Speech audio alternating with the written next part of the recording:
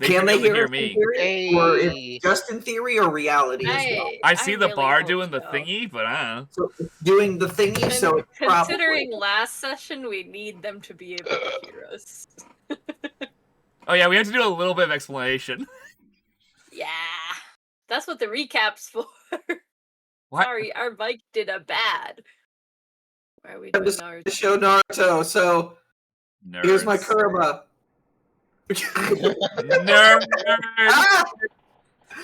Welcome, everybody. I only have brains.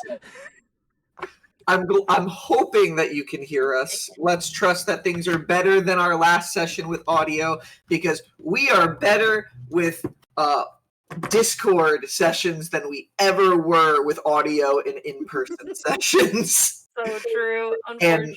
And some of our equipment probably needs to be replaced. But we'll do that one day. Hello. Honestly, I think the only reason that mic doesn't work right is at one point it might have been on fire. Oh, that'll do it. But after that happened, and just what? But it worked fine afterwards, so we didn't do anything about it. Was I there when it was on fire? No, Mark was trying to heat something up and didn't notice he put the blowtorch he set the blowtorch down at the mic. Yeah. And he's like, oh shit. This is how I know. Because if I had been there, the mic wouldn't have been close to the blowtorch. Nat Disaster. Yep. Welcome, everybody, to Nat Disaster. I am the DM, Brian Creevy, the Disaster Master. And quick introductions going around the room. The Tech Paladin over there. God, I'm trying to ask for a sip of a drink. Okay, hi, I'm Colin Rose. My day's been a lot. I just finished a monster. This might be interesting. I play Bracket. Colin, pass to somebody else. Andrew. Hi, I'm Andrew. I play Oliver Evangrove, the portal wizard with daddy issues. Pass it off. Vicky. Hi, I'm Vicky. I play Nock. They are a ranger and a druid, and I have a big owl. Sam. I didn't think you were going to say owl. Hi, I'm Sam. I play Illyria. She is not a pirate, I can tell you that much. But she still thinks she is. It's okay. She's a lot of things. She's struggling. But she's spooky. She talks to herself. That's all I got for you. Mm-hmm. And last but not least, will probably be joining us soon, Callum, the majestic beard themselves. And they play Yamakausi. I was trying. If there is anything that their character needs to do in session, I will be playing their character Yamakausi for just a little bit, and hopefully they'll be joining us in as soon as possible. But we've not really any announcements other than we're back from Italy successfully. It was a great time. Boom. But yeah, anything else anybody needs to share before we dive in? All right.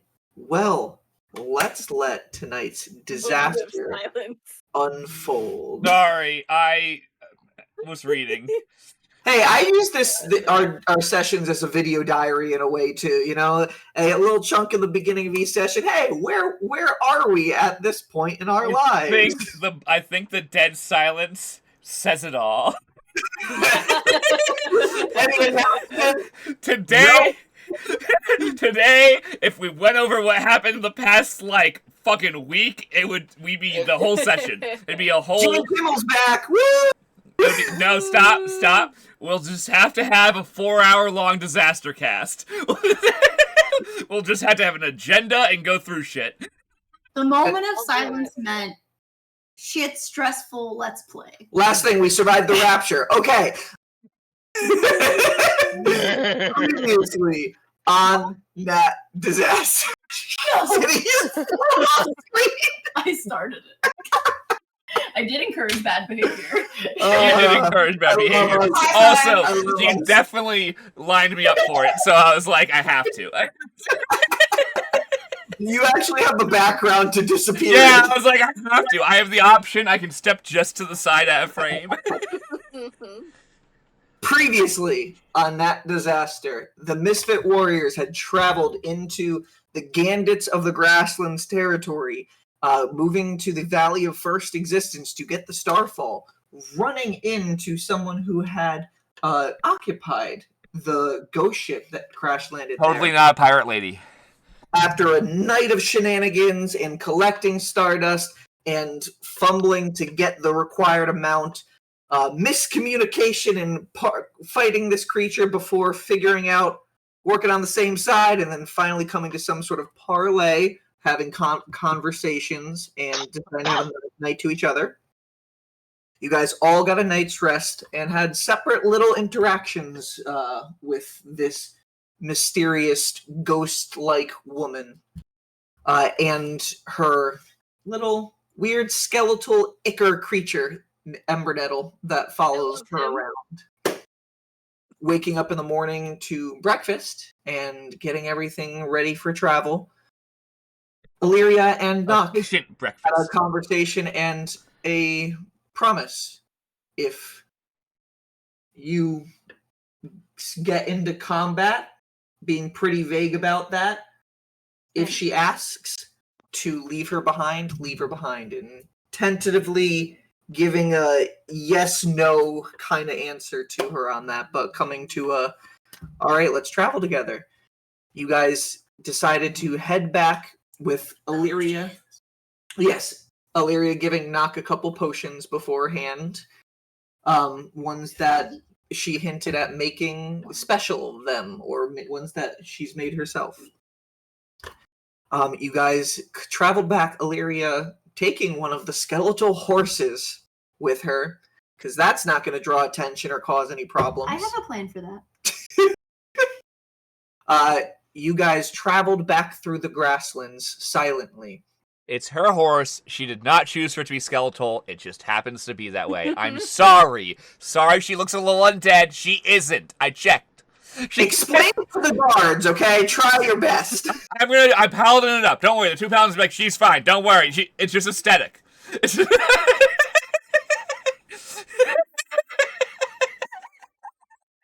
You guys travel through the grasslands until you get back to the point where there was the tower the Misfits passed by the night before, causing some mayhem before leaving on their way to continue against their goal. This time, Nock, Vane, and Yamakowski, accompanied by Illyria, decided to float over to the tower for a little reconnaissance, and discovering there are some magical items inside, Yamakowski detecting several magical items off of Illyria's body as well. You guys made the plan to have Yamakowski shoot a wand of wonder into there, turning a guy into basically a living bush. Then We did not make a plan. Yamakowski said, "This is what I'm doing," and we all went, "Fine." Nock had somewhat of a plan. Nock tried to put structure to it. I put But Nock in charge, and it didn't. No one died, ish. Got thrown into the I don't count tower the by Gandits. Vane. Vane flew around to the other side. Yamakowski shot another wand of wonder off that erupted a stinking cloud inside the tower. Running across to the other side and jumping and getting caught by Vane, Illyria came up from the floor and reduced the size of the chest, taking it away in the palm of her hands. And then the group starting to escape, but not before Nock cast a thunder wave and knocked the one guy who was trying to escape the tower by going down the ladder, down the tower, falling over 40 feet and landing on his back. Being at very low hit points, his back broken, and praying to Tyvor to end his existence. Nock went back down and finished the job, putting him out of his misery. And Illyria... He asked for Tyvor to help. Tyvor likes me. Your Legally obliged based on how laws and customs work here. Tyvor likes me too. We know this. But And Brian, the Illyria fact that you going gave up- Vicky advantage because he was putting his head in the way is insane. That's so fucked up, dude. What the fuck is wrong with you? The only time a ranged weapon gets advantage in close range. I was just like, what the fuck?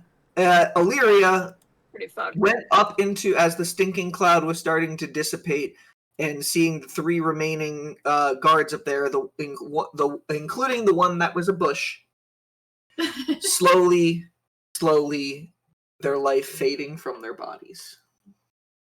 You guys then looting what you could from the area, including armor that was taken off of the man who fell 40 feet and broke his back, as well as a robe and a bag of some sort of dust from the chest. As you started to leave, reinforcements were coming, and you guys decided you didn't have quite enough yet. So you decided to, from long range, shoot down those bandits on the cart, knocking one off. I'm sorry. And then That was starting badass. part of the field on fire, the others falling into it, and then scrambling out to try to figure out how to put out the fire and save their other companion, before finally leaving to catch up with your friends. Brackett and Oliver on the horses going around the hill, keeping a keen eye out. Brackett smoking some dank weed. Oliver and Brackett had a conversation about time travel and Oliver's grasp of interplanar travel and time travel, and realizing that, according to Brackett, this man in front of him, he has time traveled and dimension traveled before. Though he doesn't know how, he just knows that he did. And definitely, with a little bit further in the session, the two of them even working together to further understand the wristwatch that you guys had found in session 1. Feeling like you guys are almost there to kind of understanding exactly what each of the ticks means and how to read it. Noticing, though, that there was some chaos going on, you guys sped up your pace before reconvening together, and realizing also, too, earlier in the session, Illyria and Nock realizing they had the ability to sense certain types of creatures in a 5-mile radius having the same similar ability, and noticing that there are several, but none in their direct path moving forward. Traveling the next couple of hours, Oliver identified several items, one including being the Cloak of Useful Items, which Oliver, I don't know if he's wearing or if he's just holding yet, but had a stupid amount of item patches put all over it. You guys got a Dust of Disappearance. Dust of Disappearance, yep, that you guys identified. And then one that I forgot you guys had that you would have identified that I can reveal to you guys now, so you guys know you have this and can talk about it in session. You guys, the one that you guys. All of you guys, the Misfits acquired when you guys got rid of the Northern Gandit Tower. The bag of dust that you guys found from there is called Dust of Dryness. And this bag has 11 pinches of dust that can be used to dry up 15 feet of water into a pellet that can be smashed to burst out at any time, or the pellet can be thrown at a water elemental to deal damage if it fails a save. Excellent. 10d6 necrotic damage if the water elemental fails the save. So you guys have that as well too. How is it thrown? Is it like a ranged attack to throw it at them? It becomes a pellet, so you can either toss it, shoot it in a sling, however you want. But it's basically the size of a pellet that you would shoot. Yes. If you find a way to attach it to an arrow. Maybe Nock should take that. And the last one, identifying splint armor for Brackett. And again, one other thing I forgot to mention about the splint armor in last session, but you guys probably couldn't hear it in last session, so it doesn't matter. It's cast off splint armor. So this is armor, Brackett, that it's supposed to just be to doff it, but I don't like just doing one or the other. You can, as a action, don or doff the armor. No more 10-minute putting on your armors in the morning, Like bud. that you actually use the word doff. Yes, Don and doff. It actually only says doff, but I'm like, fuck that. Why just one? Like, why make it hard? It's magic, but come on! cast off splint armor that also has a elemental effect that if you do attune to it, if somebody fails to hit your armor class, you can deal a certain amount of lightning damage back to them. And with all the items identified, you guys finish traveling through, seeing one group of 8 Gandits on the path ahead, the last intersection before you get to the path. Staying quiet enough for the first 7 to not notice, but the last one catching an eye, and Nock just knocking an arrow and pointing in the direction, the rest of the group looking around intimidatingly at the guy, and he just turned and kept on going. He's like, hey, like, do you want to fight a whole combat party? And he's like, fuck no, I don't. I want to go home. Not how I wanted my day to go. I think Nock was probably tracking exactly his movements. Oh, yeah. And was ready to just put it through his throat if he hadn't.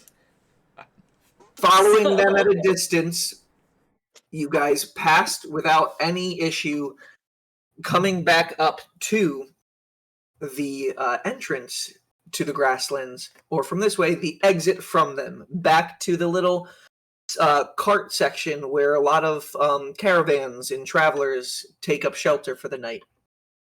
And as you guys came back, you noticed Yamakausi's summons, Yertle, sitting at the entrance as you had left him, About the turtle. staring down the path with a basket, a wood carved basket right next to him. And Yamakausi started running up to Yertle.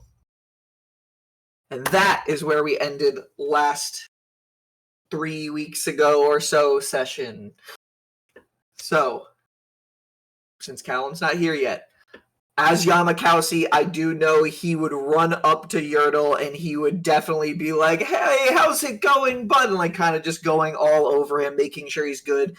And you guys do notice as you are coming up, Illyria, you seeing this majestic creature for the first time too? I was going to say, she immediately cracks probably the widest grin that maybe, I don't think she's really ever smiled much in front of these guys. She just kind of like, big wide smile. You're at the back so nobody sees it. I think she's gonna literally just like float right over the top of everybody, land on the ground, go corporeal, and she's gonna say magnificent, and she's just gonna kind of like bow to Yertle. And Yamakausi will be like, yeah, you like it? My hand like outstretched, like offering it in case Yertle is okay with me. Roll an animal handling check. Okay. And you guys do notice when Yamakausi was up there by himself with Yertle. Hey! Yertle, perfect timing, bud! timing! We literally just jumped in. I love that. I just bowed to your Yertle. So real quick, sorry for anybody viewing, I'll recap 1 minute. Callum, you guys are back coming to the section with where all the carts are, and you see Yertle still just sitting there, and he kind of stands up as he sees you. A wood carved basket to the side, and from what I did so far, you ran up to Yertle and was like, hey, and like really excited to see him. And then immediately Illyria just floated over. One thing I was about to say is everybody notices Yertle as he gets towards Yamakausi.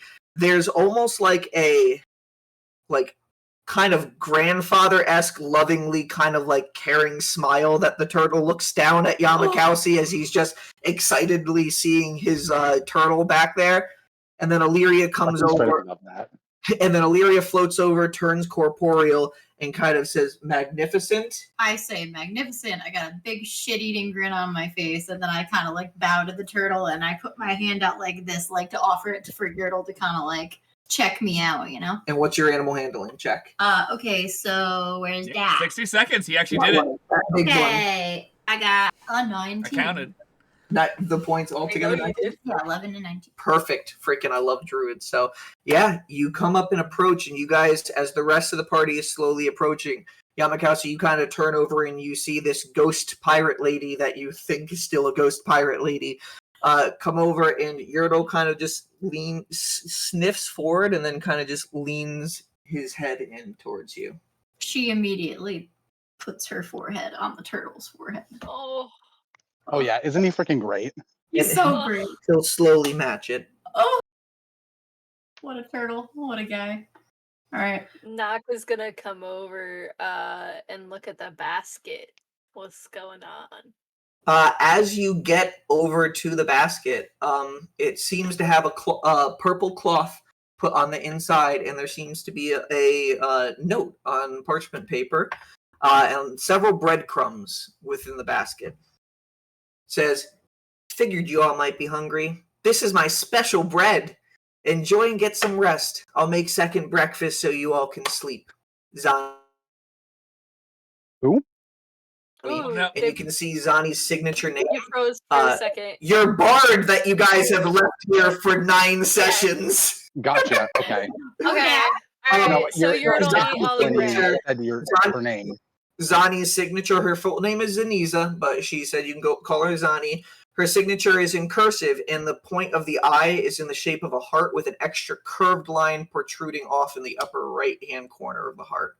Wait, so this is an empty basket of crumbs? I take this and I show it to somebody. I'm like, look at this penmanship.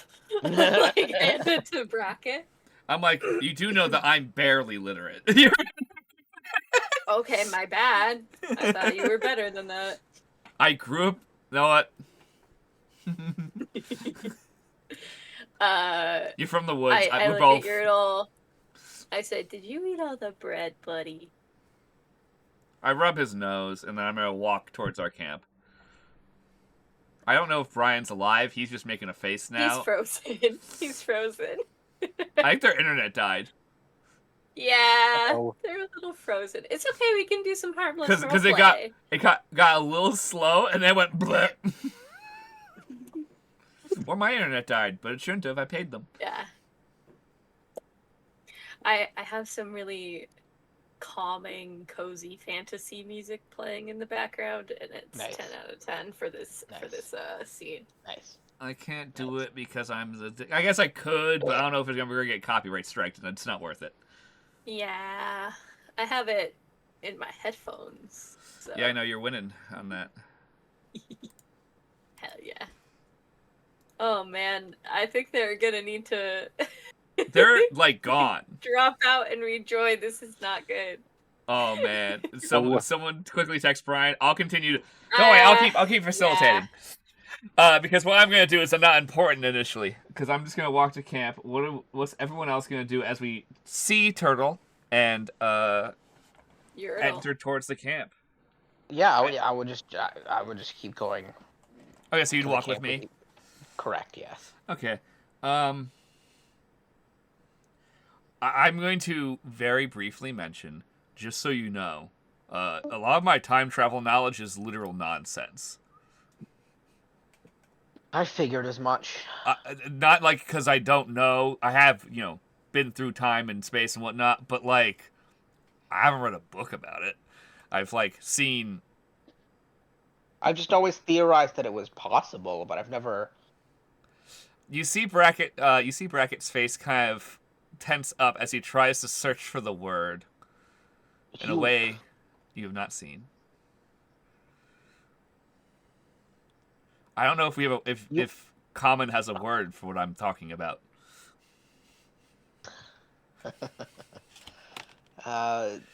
The word's movies. Is this close enough for other people to hear, or are you guys like? We're walking slowly down the path, so you're hearing parts of it, but I'm not shouting. I'm just talking at a normal volume. I've never encountered living, breathing, walking proof that not only time travel but extraplanar travel is. Yep, that part I 100%. You're am. living, breathing proof that extraplanar travel exists. Yeah, you aren't bring you? shit from other planes. You've also seen me teleport through the astral sea. Yeah, that part I think you know. There. That part That part, know. yeah. But not time travel. Yeah, not time travel. Time travel's a secondary, like, you're like, whoa, there's one, but the other? The other? In theory, it's possible, but is it? And also, I don't know how time travel works at all, in terms of, like, does this divert, like, I'm not in my timeline anymore, right? That's how this would work, right? I don't. It would branch, right? In theory, I don't know. That's as much as I know about time. This is literally just us chatting about nonsense. Angel Man, that's the thing. We don't. No one knows. I love it. Okay. We don't know. Like, you being here. With me, which is over there. We'll see him soon. It could mean nothing. It could be catastrophic. Yeah. Well, also, if we fuck up, it's catastrophic. We have no idea what you being here does to the fabric of reality. Well, it's a new one. I didn't exist in where I was raised. When I went on this trip, which I don't remember very much of at this point, I'm slowly getting bits back, but I've not gotten this back at all yet. I've mainly been getting bits from more recently, which isn't helpful. I have so many theories. Because I was in a planet, very different planet than here, very different languages and people, same vibes, but definitely different people. Same vibes. I have so many. It's because it's our world. I have so many questions. I have so many questions. We'll figure it out, Hey, and I'll tell you as I remember stuff. what I used my spell slot for? Ooh, that's a good question. Don't know. I knew you used your Wand of Wonder more than once. Yeah, I've got the. Oh, I probably did a silvery barbs, huh? I don't think you did silvery barbs. I don't think you did a silvery barbs. I think. Have you been using a spell slot for the disc? Nope, that one's a free use of it. Did you do anything when you were inside the tower during that transition period? I don't remember it very well because I was very stoned. Yeah, I was gonna say I don't remember just because it was a little while ago. I feel like I either maybe I cast something on Vane. I don't think so. I don't think so. It was detect magic. Oh, Yes. that makes sense. Yes. Yes. That jogged my memory. Detect magic does make sense. That would have been what we did. Okay. Being reminded of what happened does tend to do that. The scene is going to change a little bit because Brian's not here. If Brian was here, Nock would be talking to Yertle right now. But maybe later. Yeah, I know. That's why I was trying to get me and Andrew to be able to vibe this out, but that was about as much as I had. So I guess I'll talk to you. I haven't learned enough about how Brian does this. Are we still live? We are. Yeah. Do you want us to go intermission for a little bit? Maybe we should have technical difficulties. Yeah. Hey guys, we're gonna have technical difficulties. We tried. We need to figure out what happened. We've been live for less than 10 minutes. It's bad. This is the worst we've ever done in terms of that. It's okay. At least the mics All right, work. Yeah, we'll go over it right now on this episode of We're Live on Nat Disaster. So, hey guys, Sam and Brian's internet died. Like, not just like, oh, we're having issues. Holy. No, gone. Like dead. All of the town of Hamden died. Oh. Yeah. Someone has crashed into something. Probably. Yeah. Someone, So one of those, green mobile communication data. boxes on the side of the road, one of those has been plowed through in Hamden. Xfinity, solve this. Verizon, thanks for unlimited data. It's unlimited-ish. Anyway, we've wasted enough time with our internet. Tell us, Crap. after we have recapped Yamakowski what they missed in the beginning, guys, recap us what we missed while You didn't miss we that were much. dead. Me and Andrew just perfonicated about time travel for a little bit. That's about it. Yeah. And I went over to Yertle and said, did you eat all the bread right before you left? Yeah. Roll an insight check, and Callum, roll a deception check for Yertle. While they do that, can I This is a grow? cocked roll, unfortunately. Can I Oh, use shit. my druid craft to Ooh, grow some that is giant great. watercrest? I rolled very watercrest? well for an insight Oh. against a turtle. I rolled a 26. Wow. He has a Ridiculous. -2 modifier. He got a 6. It's one of their favorite snacks, and it's I know so well. Yeah. You can definitely tell he was out here all night and he saw them and you guys didn't come back, so he ate him. Callum, I Yertle's ate gonna him. get some benefits once you figure out what that is. He What's literally that? gave us a time limit and just went, they're Yertle not will back. have some benefits once you guys figure out what those benefits are. And yes, I'm gonna Oh, kind of okay. give him a scritch under the chin. Is it temporary And hit points because it's the chef feat?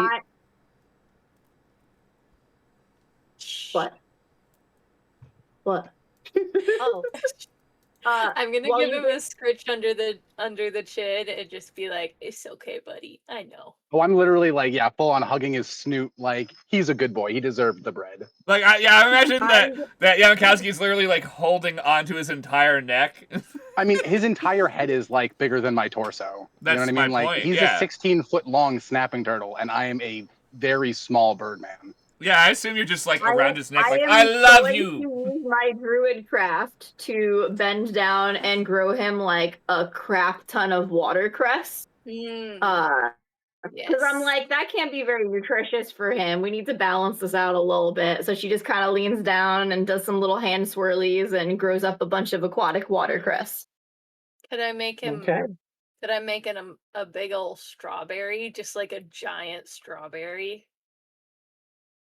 Yeah, you are starting to kind I of love that part. get the hang of crafting with Druidcraft. And as you get the watercress, the strawberry, and Yertle kind of like stands even more up at this point, and for the first time walks past Yamakowski towards the food. He's like, they grew Enjoy. Instead of getting walked past, can I just scramble up and lay across his like shell and back? When I Yeah. start growing good berries again, he's gonna get one every day Because he's a huge turtle and will literally starve otherwise. Yeah, him and Vane. Unless we they got fight a bunch of first dibs. Sahuagin. Him and Vane get first dibs on good berries. We have so many you know what? animals Actually- and pets that we have such a large amount of people to feed. We are a traveling circus. Can I give it my... I think I still have a good berry, don't I? Oh, wait, no, it's a new day, isn't it? How long until we start hiring employees? While I'm sitting on his back, can I start trying to convince Gonti to take over the hand that's missing fingers? Do what again? Say that again. Remember how we talked about me switching Gonti to my other hand and then like letting Blinky be on the one that's like I don't have missing fingers? Yeah. So, if that's something that you like talk That's probably about, what I'm gonna do now. Yeah, roll a persuasion check to both of them as you're trying to convince Gonti to release and readhere to the other side. Okay, I'm gonna use Gonti. No, I'm gonna use Blinky to convince Gonti. First roll. I'm gonna be so mad. He's so fucking mad. Oh hell yeah! Okay, that's so. No, it was a nat 20 actually for persuasion. So a 30 total. Yes, easily you are able to just convince to go over there, and he seems to almost like the more space that is left by the hand with the missing fingers. Love that for him. I'm gonna like thank him profusely for fixing that problem that was probably going to continue to arise as it is, and then I'm gonna slip Gonti onto the pinky finger of my right hand. The pinky finger? Yeah, that's so. Blinky's on my pinky finger on my right hand, and Gonti's on my left hand. Okay, and this is not your burnt Blinky on one, the right? pinky. Right. So this this Blinky might not be fused with this hand. I think. Okay. Blinky Does it go back to requiring attunement? It would go back. Oh yeah, you didn't have attunement. Like it became part of your body when it did it before. You know what? He was fused with your body in the astral sea in that moment. It's gonna look weird. It's almost like it burns part of the skin around the pinky that you put it on. Like he's one of those weird finger condoms, but it's like a body horror flesh finger condom. with the tongue coming out. Okay, I can. It's not as bad as it could be. At least he Does it doesn't look like a human finger on a bird man? That's what I'm imagining. But it's like Freddy Krueger's face as a finger. You know what I mean? Like it's like burnt and warped Like and if has a bird like guy scarification. has a human finger. It looks like all the feathers have been plucked. Yeah. One day, This is disturbing. dude, we are a fucking goddamn like actual circus wandering around. It doesn't matter anymore. Can I try to figure out where the kids and Zani went? They're up the hill. At the campsite. Roll a perception. I dropped my dice. Perception is a 15. Where did my dice go? Would you roll 15? Yep. Yeah, so you can actually look over into the open expanse surrounded by these hills, this area that you had settled down with them the night prior. And most of the carts have left at this point. There seems to be only yours. One more packed, and it looks like they're going to be leaving soon, and one of them actually leaving out the way. And you see over in that direction, it seems like the Zaniza, Hope, Yrem, and Arik are over near where they seem to have made breakfast. You can see a pot over a fire right now that Zaniza is keeping going. And you can see she's like pointing her hand and casting some magic over in the direction, and all the little children seem to be sword fighting with illusionary zombies and skeletons. I'm gonna come up behind them kind of sneakily and kill the one that Yrem is going after. Roll a stealth check. Cool. I'll do that. Oh, that's good. That's what this is for. This is what we're here for, scaring kids. 24.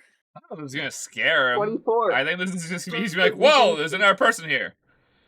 You can see Yrem standing forward with a sword in a short sword in one hand, and then it has tree bark almost as a shield in the other hand. And there seems to be a skeleton and a zombie coming before, and he's just like, "Hope, stand back! I'll protect you." Double nerd. Yeah, I kind of hop out. I know who I am. He's going for the swing. What do you do? I kind of hide in the distance and I shoot my arrow right through the illusion before the swing goes through.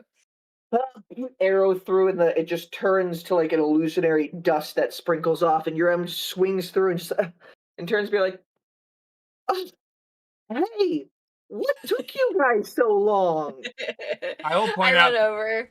I'll point out that me and come on, brain. Oliver would be fairly close to, almost at camp at this point, because we continued walking. Oh yeah, you guys are approaching at this point as Nock had crept forward stealthily and got up to this action. You guys are all approaching. And Illyria, what are you doing? Are you still with Turtle, or you see our kids? She looks very overwhelmed. And is just kind of like, she's dismounted from her horse, but she's just kind of like walking her skeletal horse and kind of like observing and taking in everything that's going on, but she makes like no motion to really approach what's going on. She kind of looks a little awkward.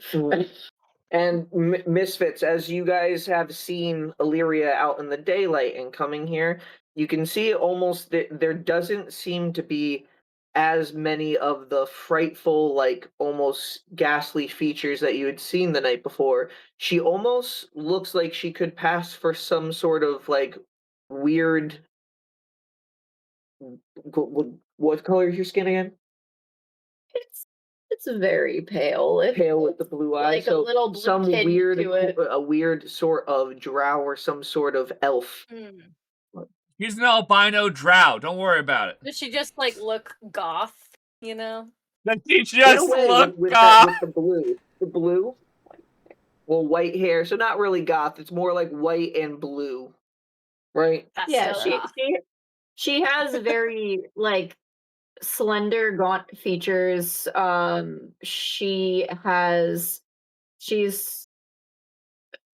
hair is like kind of looks like snow. She's got like blue tinged, very pale skin, and she has those markings all over her body. They're kind of like almost like intricate little swirls and interesting patterns that look similar to like runes or tattoos. And then she has these like similar markings that look like tear marks that are just kind of like permanently below her like deep pools of like lapis eyes. She doesn't have any whites to her eyes. They're just all blue. So she looks like and Lapis like from, So Steven Lapis, I'm pretty i.e. sure Lapis in Steven Universe. just from that description, Callum has guessed. Can I make a history check as Yamakowski to see if I've ever met someone who looks like this? Yeah, so Yamakowski has all your compatriots move forward, and Illyria kind of stays back. You're with Yertle, and Yertle started walking forward too. You take a second. Yeah, I'm to going look at his back pace. at Illyria and roll a history check. Okay. Also, do they look like tattoos or do they look like birthmarks? They can I answer? Let's see what his history check does first. If it's good enough and stuff, and then I can answer so that could be included in it. Okay, my history is 19 total. 19. I'd say he should be able to tell what type of. Definitely not. Exactly. You can tell that they're not tattoos. They're definitely a part of her, but not. Sure, like it gives more of like a birthmark vibe, but they have you can sense magic, right? Not innately. Okay. So you get the vibe that there's like this bitch be magic. There's something more to them, but they are definitely a part of her. You've seen tattoos, you've seen runes carved into people. You haven't seen markings quite like these before. Oh, and also keep in mind, I can make this this point because they've seen me do this already. You just might not have noticed because it was in battle. She has actually reached down to one of her permanent birthmarks on her body, and she looks like she has thorny spirals up her left leg, and she bent down and was able to actually like corporealize that out of her skin, and it became a whip. So I love that. You got a 19. So I want to say, Sam what like in like if my guess is correct. You don't have to spoil it if I would know, but no one else would. What's your guess? Astral elf. Can I answer? You can say yes or no. No. Ooh, okay. Okay, wait. Is it a published race? Is it something from a book that I might own? Yes and no. Fuck no. Yes and no. The best answer, yes and no. It's like, well, yeah, it's based on something. Duh, we need some baseline stats, but Brian wrote shit. And Sam wrote shit. And Sam... So Yamakowski, you see Illyria back kind of hesitant. Do you stay with her or do you go with the rest of your party to reconvene with Denise and the kids? Once I've gotten like my mimic situation sorted out, I'm probably gonna tap Yertle like gently on his like skin somewhere, not on his shell, so that he can like feel that I'm, like you would tap a car to tell it to stop backing up and be like, hey, turtles kind of look over. Have nerve endings in their shell. Yeah, it's Do they part of fucking them. for real? That's so neat. Yeah, they do. I'm just gonna.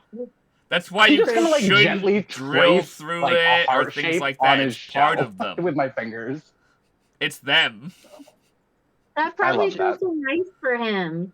So as you're But doing yeah, no, that, I'm gonna talk to Illyria for a second if that's all right. Am I still like pretty close to her?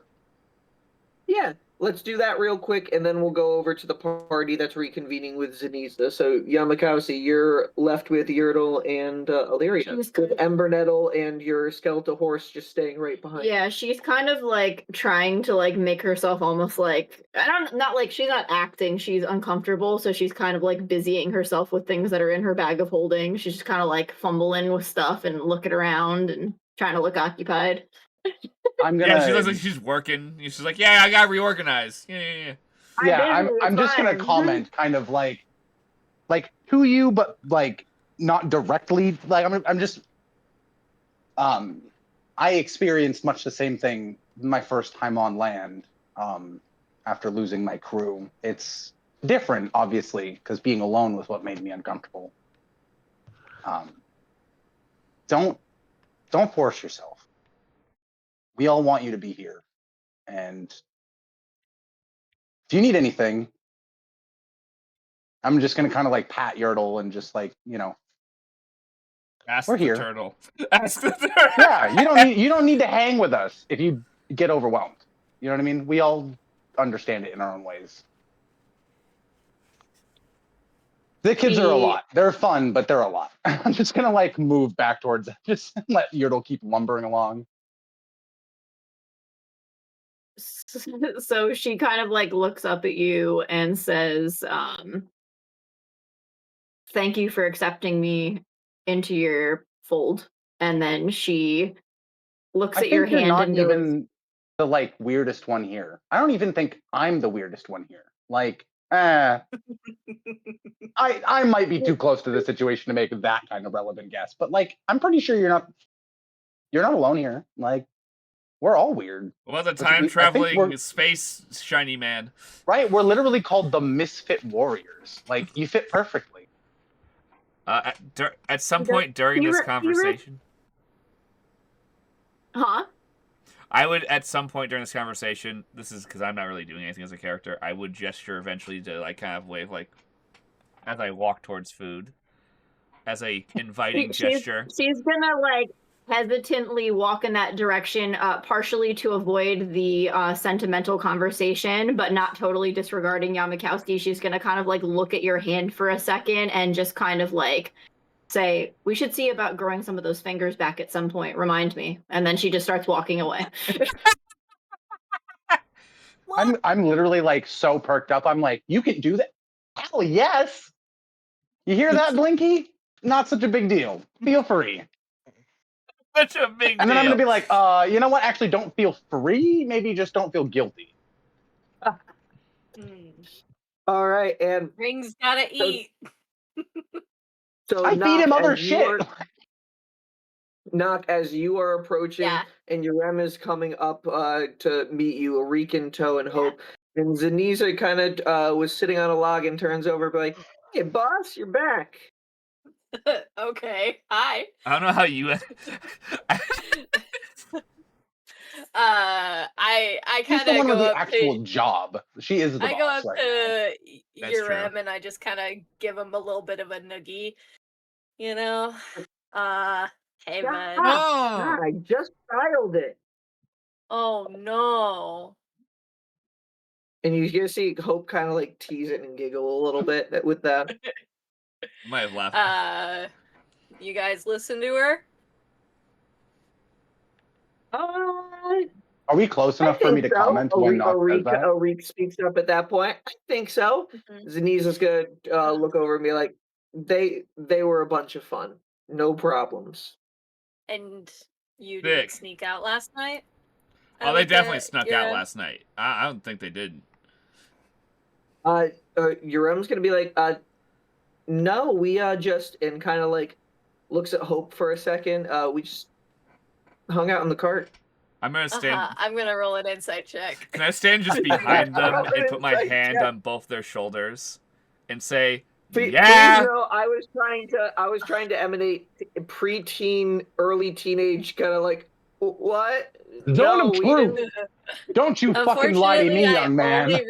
I only rolled a 14. Can I, as me, just insight check myself naturally? You can roll it with advantage. That seems reasonable. It's you. Yeah. I'm like, it's me lying to check my past self. At this point, there's not a lot of deviation between these two paths. Yeah, Sam, for you to know and Illyria to find out, one of these children is. I've already proposed this. Okay. This happened during the last session. We had a conversation across the table. Oh, true. I talked about it. Nock told me. I questioned it and was like, huh. Yep. Bracket, so what did you roll? I'm being spun. Give me a sec. You have your character sheet open. No, that's not the problem. Okay. A 13 and a 14 plus... I'm not on it, I'll admit. It is open. And that is a unnatural 20. Oh, nice. I did not know I took proficiency in that. With the nervousness in his voice, you've had some moments in life to understand this is like a way he even nervously looked at Hope. There was something that was going on in the cart in some way. Yeah. Bracket, you're able to instantly connect, and your brain goes back to the dream you had with the starfall, and you and Hope in the cart, and then you guys sharing a kiss. Oh. Cool. Right. I kind of narrow my eyes at him. I am going to stand up. I'm gonna my eye on you. I'm going to walk up behind them as this is happening and put my hand above their shoulders and be like, I bet they had a great time. And Arik just shouts out at this time, yeah, the stars were beautiful. Totally not our fault. They were really cool. It's like, yeah, we got a nice view of it. Actually, I got a nice painting of it all. Ooh. Awesome. That's gonna go in a history museum. Yeah, can I see that? I do I'm want to like see perking up. Can I see the art? And a few moments before this is when Bracket hailed over and Yamakowski came. Illyria, you joined too. And Zaniza turns at this point and goes, easy! And then Illyria, as you're approaching, you kind of see a mobile easel that's legs kind of bend like easels shouldn't for a second, as if they have feet to walk, and it just goes doom, doom, doom, doom, doom, doom. I'm literally, I jump off of Yertle's shell and go and run over and like hug the easel. Are you tackling the easel? To be a female gnome gently in like a nice way. I meant like a tackle hug. Almost like performance type outfit. Okay. I picture it like the size of a dog. You know what I mean? Yeah. Be like, oh, buddy! Yeah, that wooden puppy is getting hugged. Yeah, that wooden And on easy, you can see Zaniza kind of just touches the canvas. As you guys see, it's blank. She touches the canvas, and the canvas instantly shapes and merges until her artwork actually fills the space that is on easy. And what you guys can see in the painting, let me see 1 second. So the angle seems to be on from one of the hills in the background, closer towards the entrance of the hill area. So it actually shows a view of the open area with 8 total carts around in a circle. You can even see Aru and Runa's lights were actually lighting up this area pretty well in the night, or at least from Zani's perspective in the picture, to the point where she even drew the alarm torches. I forgot how many, but placed all the way around the campsite from there. 4. You can see even your cart in the picture all the way to the left, and you can see the starfall in the distance. If you look close enough too, you can even make out little people in there. Hard to tell details, but the two in the cart would be Yrem and Hope, and you can see Arik sliding down the backside and the tail of Yertle in the distance in the picture. So kind of shooting off it like in a slide. And then you guys see the 7 shooting stars coming down in the picture off in the distance of the hill beyond. But there also seems to be one that's angled almost towards Zani, almost first person, as if it was coming off course. And she pulls it out and she's like, I'm still working on the name. I'm thinking Starfall Caravan. That's perfect. Honestly, nailed it. Did a starfall? It seemed like it was an important moment. What? You don't even know. I guess I'll tell you the story. Did a star fall over here? Yeah, that's what Nock would. That angle looks weird. Did the 7 line up with what we saw last night? Is that accurate, or is this more than what we saw? Two separate bursts. You saw 2 separate bursts of stars. The first burst had the 7, and then the second one had roughly the same amount from there. So it does line up with the bursts of starfalls that you did come down. But there was that one extra that did not seem like it lined up, and Zani says, "Yeah, actually," and says to Yrem, "Can you show us where?" Arik and Hope. I actually didn't want to worry you guys, but after you guys went to bed, I actually I saw it crash down on the other side of the hill. I actually went in and got it. We're locked in. Our girl's on. Yeah. I give her a fist bump. Does she know what a fist bump is? She just shakes your whole fist. Hold out your fist like that? Yeah, I'm about to be like classic, yeah. She should just grab it. Yeah, no, it should just be the flinches. Stick. No, stick. Please don't hit me. I thought I was helping. You do that, and she actually does grab your fist and kind of shake it. She rolled a 2 insight. Stick shift. Nice. We'll get there. Okay. You don't get it. It's okay. I think Nock would kind of give her a little bit of a Hal kind of punch on the shoulder. Just be like, "That's really cool. Good job." And she'll say to Bracket at that point, "No, I mean stick shift. Your arm's like a stick, and you're shifting it around." That's close enough for you to understand the joke. Yes. That's all. Yeah. Did you gather the I got it, and I got it, but did you guys have to fight anything off in order to get it? Yeah. You could say that. Are you okay? Holy shit! Holy shit! Those guys were hard. Are you good? Yeah, there was this purple flame, and it seemed like it doesn't hurt, but it puppeted a couple of wolves that were in the area, and nothing easy, and I couldn't handle. But yeah, we got it. And at that moment too, Zani's gonna finally look around and notice you, Illyria. Who's this one? Hello?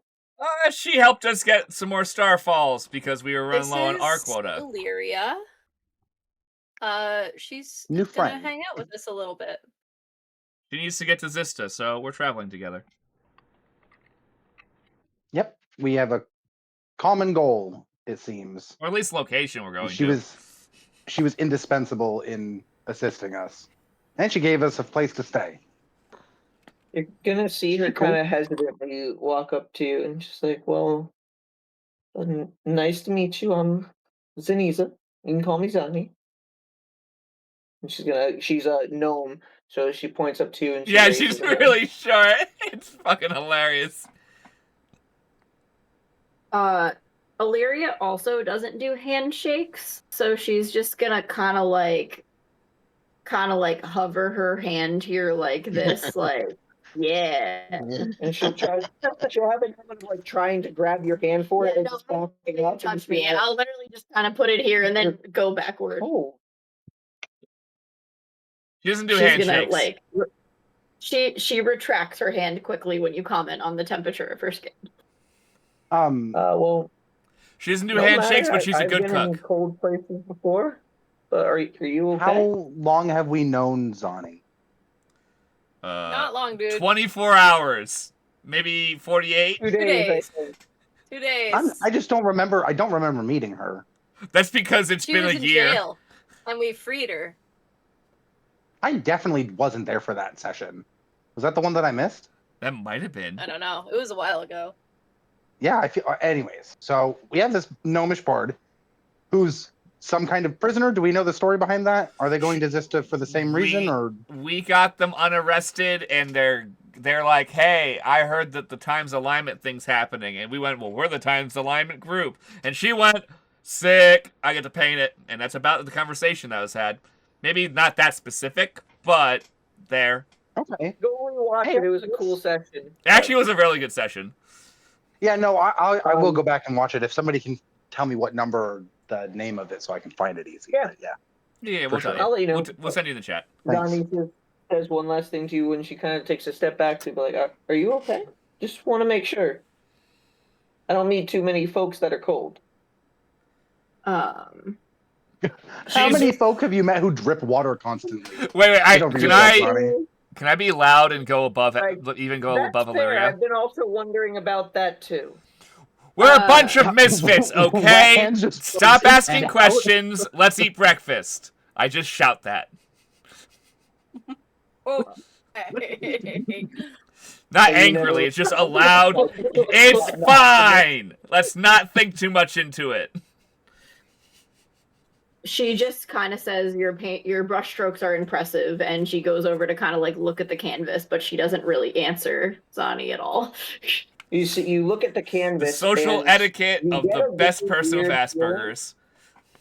You get a very weird feeling as you're viewing the canvas. It's the first time you feel as the canvas kind of moves and curves as it kind of looks as you're staring at it. The canvas also looks at you. Cool. She's just like, this is sick. Okay, I do like these people. They have a giant turtle and an animated canvas. I'm pretty in, but also, like, I don't like people. And Zani will be like, yeah, definitely. I made breakfast early, but I kept another servings going. I made more of my special bread too. Sick. Oh, it's special? yeah, the bread. That was so good. That the turtle didn't Yeah. eat at all. Yummy. No, I went back there. Yertle, it's fine. Okay. They Yeah, only he- last a boy. certain amount of time before they disappear too, because it's got a little Oh. chef's magic in there. Well, it's a good It's thing got that a they little ate bit of them what before magic? they went to waste. Chef's magic. Oh, I guessed Uh, right. Okay, cool. That's 50% of my guesses so far. I love that. Where is everyone standing right now? Does that mean so that you can see Yertle has you're in 2 an HP? open dirt circle surrounded by hills with their cart in the background, a little fire with a pot with some stew brewing on it, and you can see several cooking supplies hung up and Work. drying near the rack, and you got some little stumps as seats all the way around. So It's this like our seems to be campsite some when we sort went of place camping, Sam. where a small campsite kind of thing for carts and travelers. and Where's stuff. everyone standing? Where are the children?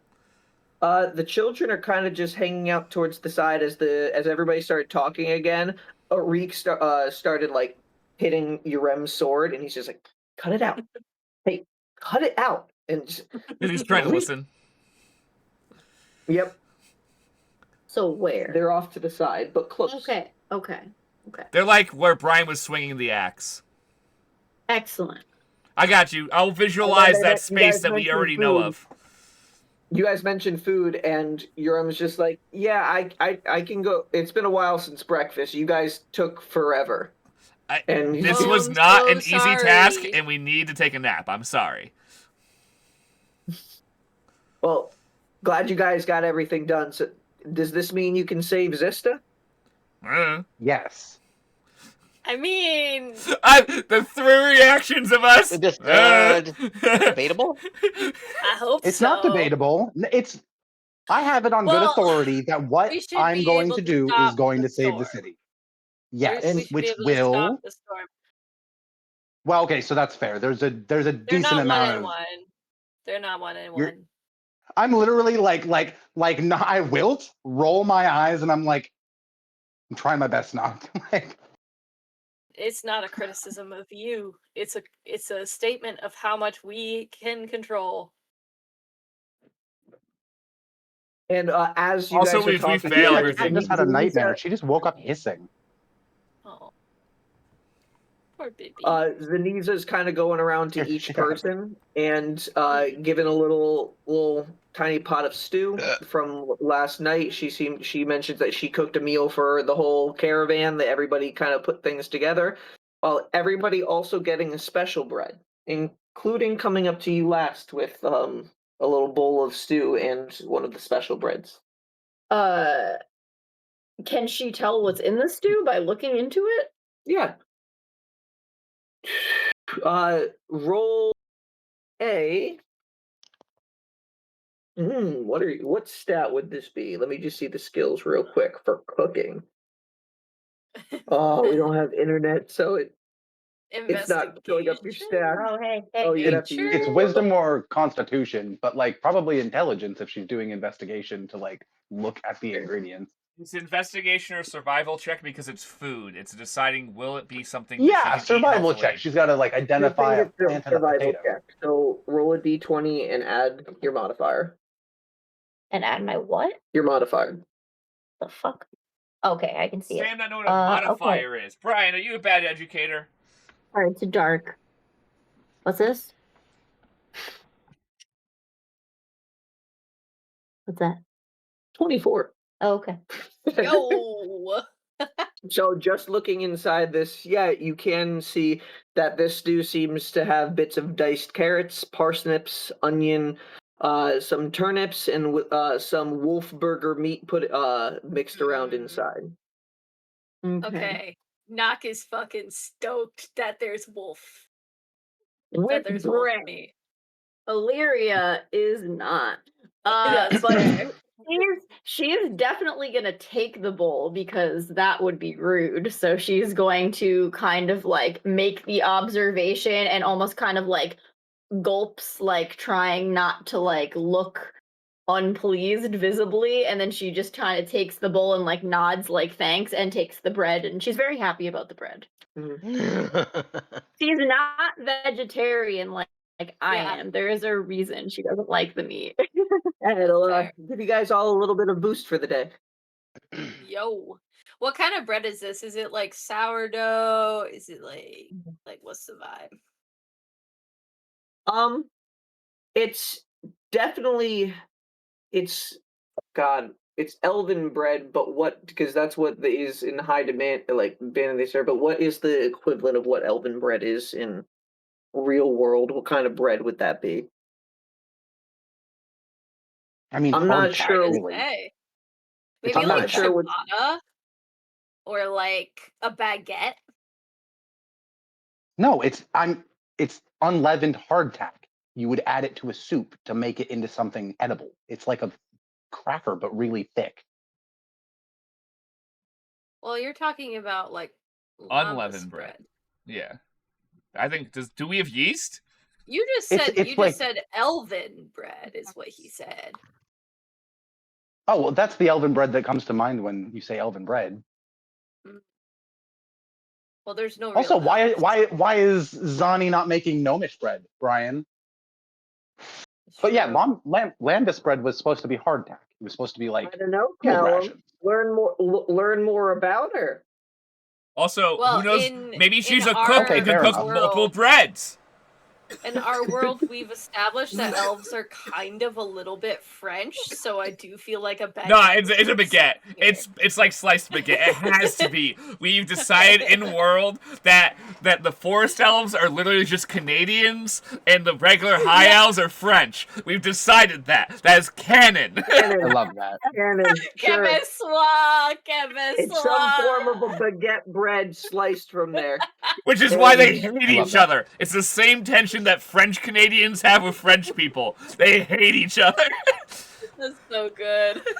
Do I know, does Illyria make any reaction when she turns? Does anyone else see this kind of fuck, I got this bowl of soup? How well are you hiding the fact that you're not enjoying it? I don't think that she is fairly obvious, but who's closest to me right now? Like where I'm sitting. That's your choice. Like where are you all seated? Like where did you choose to sit? Like did Nock choose to sit with the kiddos? Like where is everyone? Yeah. Nock is probably sitting kind of close because I assume there's like a fire, right? Yeah. Yeah. Nock would probably be sitting like on like a log or on the ground next to the fire and just kind of. Nock does not have good table manners. This is a thing that you will notice.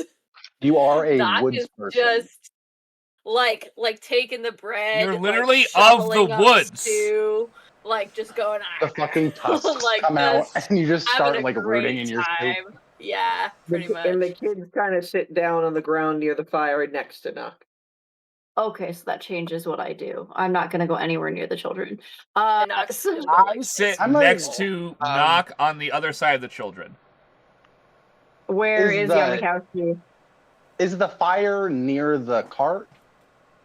It's off to the side, not too far, but I feel like Yertle is probably gonna like lay down, kind of in caravan with the cart, and I'm gonna go and once I grab my soup and bread, I'm probably gonna sit like on his arm like it's a beanbag chair, like in the crook of his elbow.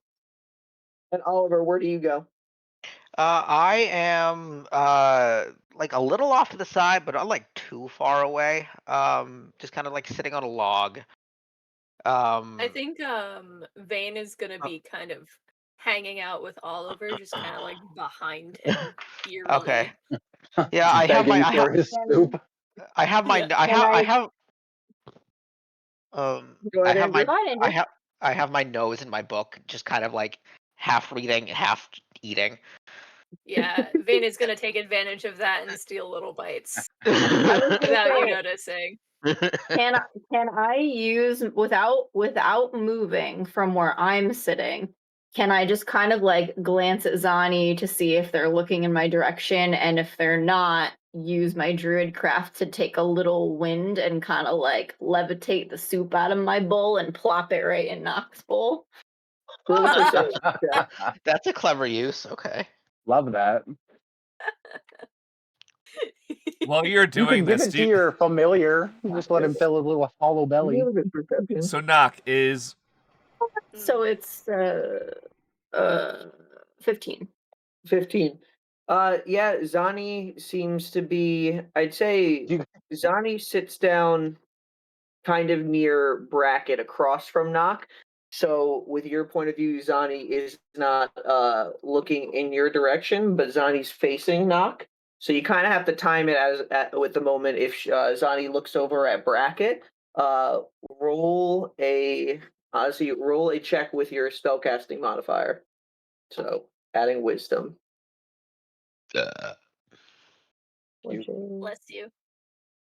Thank you. I hate this no internet. Okay, 18 plus 12. Oh no, it's the number there. Oh, so it's a 16 from there.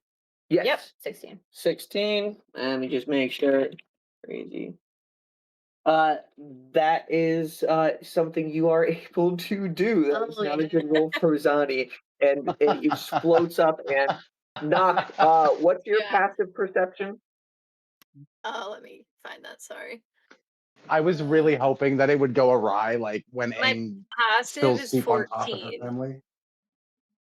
14. So she got a 16. So Nock, as you finish that last slurp in and you put the bowl down, it just drops in there. And a second later, you look and you're like, "Oh, I must have missed something." Sick. Yeah. More Nock is soup. You're able to excited. More stealthily soup. get it in. Nock's gonna eat that shit up. Like. Oh yeah. Yeah. I think Nock is just kind of like chatting with Zani and Bracket and just kind of like, man, this is good. This is good stew. Good job. I look very relieved and just start like munching on my bread. And everybody who does eat the bread, I believe, It's hard to remember exactly if I don't have my internet, but I think it's everybody gets a +3, so 3 temporary hit points that they can add. So is it the chef feat? Yes. The chef feat doesn't give you temp HP. Oh. One of them did. So. There was 2 abilities on chef. Oh. Yep, gain temporary hit points equal to the proficiency bonus. So what is Zani's proficiency bonus? You got? It's same level as Bracket, Oliver, and Nock. What's your proficiency? Is it a +3? Yeah. Yep. So the other way we 3. could use it is if we're trying to get hit points back, we can get an extra D8 on a short rest. Mm-hmm. All right, so everybody could add the +3 for 3 temporary hit points themselves. And Johnny's like, yeah, everybody kind of got together. It was kind of a fun night. Everybody had like a little mini celebration under the stars. Oh, that's nice. I got to learn a lot of what's going on in the area, though. Like, I don't know if you guys have really heard much, but some of these people are coming up from Xysta City. They were on Sovereign Airways, and it's not protected by the barrier that the Queen created from there. One group at the campsite was at the edge of the bridge when the storm erupted, and they said they narrowly outran like some sort of electrical monster. As soon as it got to the edge of the bridge, it seemed like it couldn't pass anymore, almost if it did hit some sort of invisible barrier. They said it shimmered in gold. Say electrical monster? That's how they described it. Am I close enough to like be overhearing this? Yeah, especially with your passive perception. Does this sound like anything I might have encountered before or researched? 'Tis a lightning elemental. I am very familiar with them. Yeah, Yamakowski, you can just tell us. Oh, wait. Before we get to that, that's the wrong dice. That is a dirty 20. Dirty 20. This sounds like some sort of elemental version of lightning. You have heard of newer forms of elementals that seem to be kicking up in the past year or so, and there have been reports of ones harnessed by lightning. Okay. Oh, I'm gonna mention to. Yeah, so I say to Zani,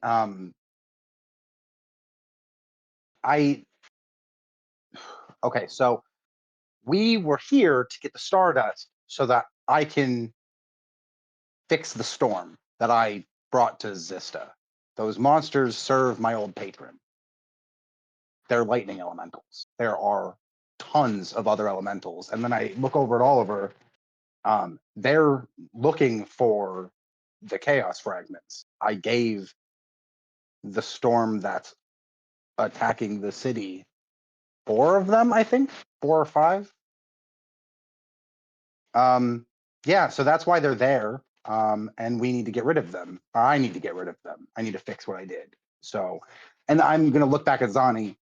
The Stardust that you got from the Starfall. Do you need that for something, or can I use it for this ritual?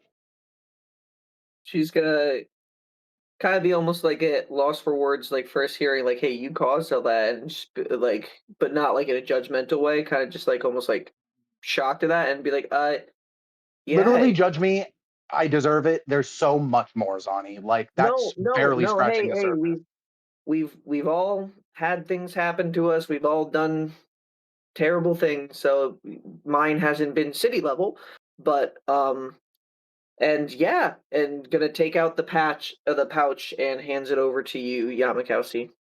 Pinchin. How much is it? Compared to what you guys have collected last night, you can tell this is a full pouch worth of Stardust. Oh, hell yeah. Wow. Would be the gold equivalent of about like 100 gold pieces worth of Stardust, like quantity wise from there. Yeah, if I don't have to use it for the ritual, we're gonna give it to Oliver so he can use it for special spells. Does Oliver still have the chaos fragment? I don't believe I do. I gave it to you. Okay, cool. I just wanted to make sure. I'm looking through my. Being that elementals are my favorite enemy, is there anything that I could try to understand as to what is keeping them both from entering the city and from leaving the Sovereign Airways? Like what that barrier could be made of? Is it the Are burial you that just the trying queen to had? discern that, or are you asking that out loud? I'd like to try to discern that. Yeah. I mean, it's some sort of magic, so it'd probably be an Arcana check if you're trying to figure out how it worked. Mm-hmm. Can I help Nock by I giving was them all gonna the say, information I because they have? are your favorite energy, I'll give you an enemy. Energy. I will give you advantage. Okay, cool. They are energy. That is true. All beings are made of energy and matter and other things, so you're not wrong. Why is it that when I roll with advantage, I roll a 2 and a 3 on the die?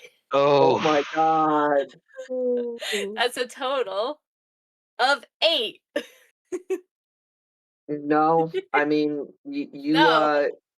from what you remember them saying Yeah. when you were back in Ladris with Non and everybody, there was mention of the queen diverting some of the city's power to Yeah. banish or at least push out the elementals. Yeah. Do we know what they want? Do you ask that out loud? No. No, you would not have. You would have. I don't Honestly, think not you heard knew of this it was yet, 'cause happening. This just happened a couple of days ago. I know what an elemental is, though. Yes, but you haven't heard of the city being stormed and surrounded by elementals before.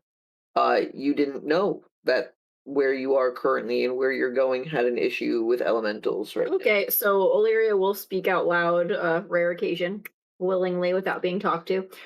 She's gonna ask, do we know what their motivation is at this point? Sort of. We all look at say for Yamakowski. certain. What do we know, Well, Llama Man? My patron is, I think, just here to destroy everything. He's literally an evil rain cloud, I think. I'm not positive. He's the elemental evil of air. And there's Your like this age-old war going on, and my friend Feshalilipuddle works for the water one, and we only ran across the paths like twice maybe. He saved my life too. He's a cool guy, fish dude, very cool. Your stories Wait, you said your stories only get more wild as you tell them. It's absolutely insane. Yeah. So that to be said though is that like we were in the Dai Hanada's cache, me and Rain and our crew, and I touched a thing. Actually, hold on. Before that, Nope. I teleported into the cache Is he saying all separately, this to me stole right now? some shit. Yeah, he is, but he's a also different part of the wrong. story. This happened in the Eye of All, my guy. Oh, I'm telling about something different now. Oh, okay, go. Sorry. I stole the Necronomicon, made a pact with a new entity called the Beyond One, and then we got into the cache, and I touched one end of the portal. He's going to be coming in too. He's trying to take over the ever-raging storm. I kind of was playing both sides, failed miserably. Also, I released a dragon a bit. I was at least partially responsible for it going and destroying the city at the same time. I thought I was helping. We ended it. We got it into the astral sea and it just showed the fuck back up and destroyed a bunch of shit. So honestly, like the fact that the city is underwater from this horrible magical storm is kind of secondary, maybe thirdary. What you're telling me But is you I have made friends with an old lady, a hag, and she told me that the Moon Crusher is going to help us by bringing the moon to Xysta and purging it of all the water. Do you say the Moon Crusher out loud just now? Oh yeah, I'm just like stream of consciousness, letting all of my thoughts out at once, which is like Wait. What do you know about the Moon Crusher? Can you say more about that right now? My friend Auntie Icky, who gave me Gaunty, I asked her how I could save the city, and she told me that doing this ritual would create a false moon in Xysta that will control the water and purge it from the city. Okay. And that at least buys us time to fix the rest of the problem. I think this is bad. I don't think we should be doing this. I think this is gonna be bad. Yeah, I don't know. I don't know. I don't know a whole lot about. I don't. Wait. Nock goes through their notes. Let the boss talk. That is what that Flame Skull was talking about. He was talking about the Moon Crusher. Yes. He was talking about the Moon Crusher. So yes, he was. He is a servant of the Moon Crusher. Yeah. So but that's not if Auntie necessarily... Icky wants us to summon the Moon Crusher to solve this problem, we might just be bringing something worse into the city.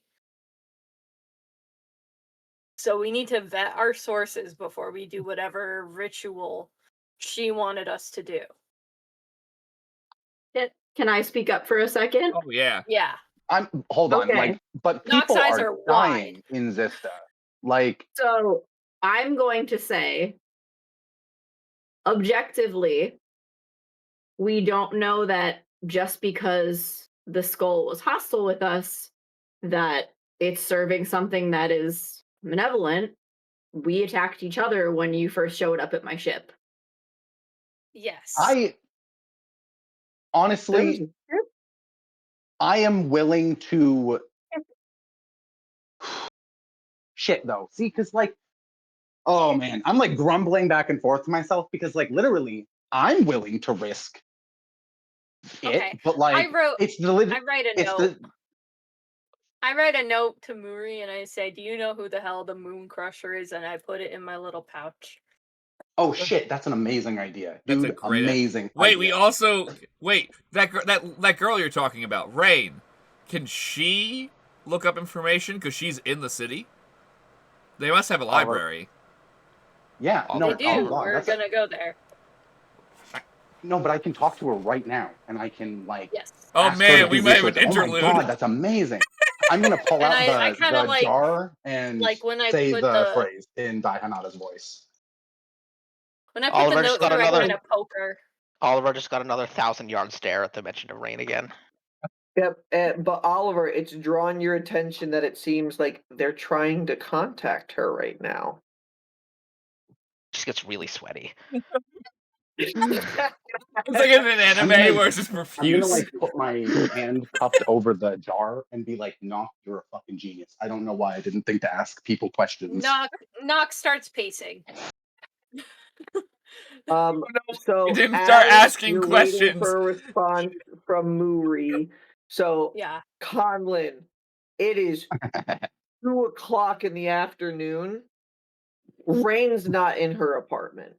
She probably wouldn't be.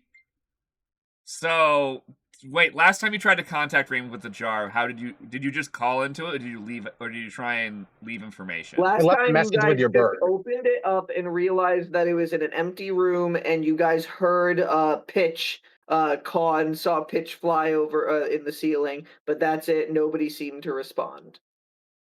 Yeah, didn't I leave a message with Pitch though? I can't remember off the top of my head now. I feel like I did, but that... Oh, okay. I've rewatched the session. No, it was just kind of see and then be like, oh, nothing. Okay. Okay. That was my determination of how to proceed. Because had I gotten a message, Rain might have begun carrying it with her more often instead of just leaving it in her apartment. But if she has not gotten a general message, even if Pitch said, "Yeah, I saw Yamakowski," but yeah. If Rain doesn't immediately answer, I'm probably going, because we're gonna go to Xysta either way. I'm probably gonna write a note as well and stuff it through the jar. Maybe yell to Pitch to bring it to Rain. So you yell at through the jar first, or do the note? What do you do? I'm gonna stuff the note in first and then say, Pitch, bring this to Rain. But Pitch might not. You know what? I'll say in Rain's voice. Ooh, I like that. Because I don't know if Pitch can understand Celestial. Like that's very funny that you as Rain are telling Pitch to get Rain. You're the most authoritative voice I've ever heard. Like I'm getting this bird to do a thing. All right. Note in for Mooey. Note in voice shouted for Pitch. What's going on? Are you doing anything I'm not invested in what they're doing with the bottle at all, but I am looking at Oliver like curiously, and I'm gonna just honestly ask him, like, noticing that he's like heavily perspiring, and I'm just gonna say, do you also have a wet hands? What? Oh, no. That's amazing. That's amazing. Oh man, Sam, you get a high five next time I see you. No. I don't have one of those. Oh I have a boy. name, you know. Okay, are they all close enough? Are those two close enough for me to hear that? Look at you now, like kind of like almost like just a little mildly disgusted, and just kind of like walk away. And I'll turn back to continue and be like, oh, okay. Yeah, I'm gone. Oliver's continued struggle to make friends. And then he's just like, back to the book. Okay, wait, pause. So, how close was Oliver to where I was sitting? Oliver is not too far off, but a little bit off, so probably like 15 feet away from the central area where everybody's talking and doing the shenanigans. Okay, because Bracken's ADHD, that's facts, canon. Been canon for a while, which you yelled at me for, by the way. I was yelled at by this group for saying Bracken had ADHD. What? Were you? Were you? Yeah, I don't remember that. The word was, Conlon, just because you have ADHD doesn't mean Bracket has ADHD. And then I went, that's the whole purpose of the character, guys. He's allowed to have attention. It was 6 years ago, dude. No, I'm not angry at any of you. It's very funny because I was like, what is this coming from? I'm not allowed to play my own disability. All right, so my character's canonically in a wheelchair just because you're in a wheelchair. Sorry, we detracted because we've ADHD. So Bracket, as he would be watching these two trying to solve this problem, would very quickly be like, I can't do anything about that right now in space because he's waiting for an answer. Time to unfocus my eyes. Yeah, I was like, okay. So I would notice their two conversating, and can I roll to see if I hear them, I guess, over the chaos? I want to force it. I want the dice to decide. Go ahead. We roll dice in this house. What am I rolling for? What is? So you're trying to listen in, right? Yeah. You're trying to hear it. So perception. Okay. So that is a 16. Oh yeah. They're not too far off. You can definitely hear this interaction, especially as your focus is shifting from I can't help with this and looking over there. Okay. Can I insight check Oliver? Yeah. Sweet, even higher. Oh, sweet, I'm proficient in that. That is a 22. I read you like a book. Yeah, you can tell this entire moment right now with the potential of rain has kind of put Oliver in like a it's hard to keep his focus off, but he's trying to keep himself distracted. Via empathy, understand-ish how he's feeling. What do you mean, can you feel it? Do you empathize with the situation? Yeah, you can if you want. Bracket emphasizes he can't ever see his version of hope again. So yes. From a stance of like having love and the weird feeling that you get from that, and Bracket feels in character all the time, but I don't bring up because it's not important. Pretty obvious the awkwardness that he is dealing with himself and his essentially girlfriend when he was a kid, who he doesn't ever get to see again for his, in theory, maybe. He doesn't actually know. He hasn't figured this out yet. He didn't read the contract. Do you say anything to Oliver, or just notice this? I will. So I notice this and go, was she your sweetie? As you put the book up. She was. And then I thought she died. Apparently she's not dead. Which is terrifying. You could say that. I have a lot of questions. We'll figure them out. There has to be a reason, right? You're here, I'm here. There's a reason. No, I would hope so. Maybe there's not. Man, you should be mad at her. If it was bullshit, you need to yell. Oh, I hope it's not though. I don't know what to do if she were here right now. It's a lot of complicated feelings.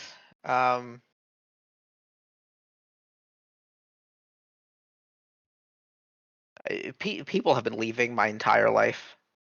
Okay, I'm going to not be a person who promises you anything, because that's a bad choice, because I don't know the terms of contract. But if I'm able to stay, I ain't leaving. I appreciate that. I actually stand up and walk away from you two doing your little writing notes and whatnot to like attempt to dap up Oliver. Let's see how. I appreciate that. I know we haven't really known each other for very long. It's been like it's been like 2 days. Yeah, but loss is universal.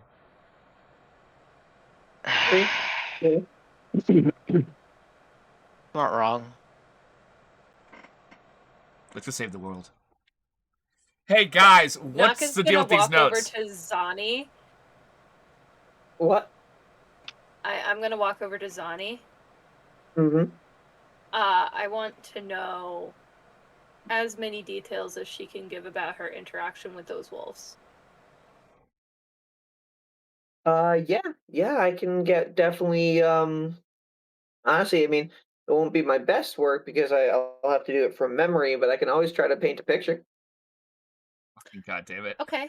Yes. Were there any words that were said? Like, could the wolves speak at all, or no?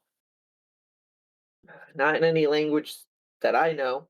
There was some sounds, but I couldn't make much of them. I can't be more than you could have. Frustrating. We're working on it. Oh, but I did find. I did think I got something that might be helpful for getting down to Xysta. Let me go get it from the cart, and Zani's gonna walk over to the cart. Yamakowski, as you pop in the note and you shout out for Pitch in there, you're gonna not hear Pitch or hear any of the flapping, but you'll hear soft footprints for a second and be like, Rain, are you home? I'm gonna say in Rain's voice, no, but I need to talk to her. That is even more absolute. I don't know if this lady speaks any of the languages I can speak canonically. Like, this is bleak. This is bleak. I don't think you met Bleak. I don't think I know if Bleak speaks any other languages, though. No, you don't know that. Also, I recognize Bleak's voice? Like, am I like, oh, yes, this is... You recognize the softness in Bleak's voice, 100%. Okay. And you hear that you recognize the little soft pattering of his steps that were with us the whole time he was in his little invisibility thing, because we can still kind of hear him. Then, yeah, I'm like hand on the note, and I'm gonna say in the normal, like, broken ass way that I normally say shit, so he can recognize my voice. I'm like, Bleak, get Rain. I may have not unfucked everything like I thought. A few seconds later, you hear the pitter patter, and then just a goblin's face right in front of Thank you, Brian. We're using our cameras well today. Oh, or is it Eileen now? Oh, no. I'm Yamakowski. How? Do I see this It's nice to goblin? see you again, Bleak. Yeah. Once he takes the note, I'm gonna kiss my There's no way fingertips you and don't press it to see his him. forehead. He's probably just doing it in front of you. So Yamakowski was still over at the fire, Okay. and Zani walked over to the cart. Did you stay at the fire or follow Zani? I think I stayed at the fire because she said I'll be right back. Yeah. So you'll notice that Yamakowski seems to be talking through the vase right now.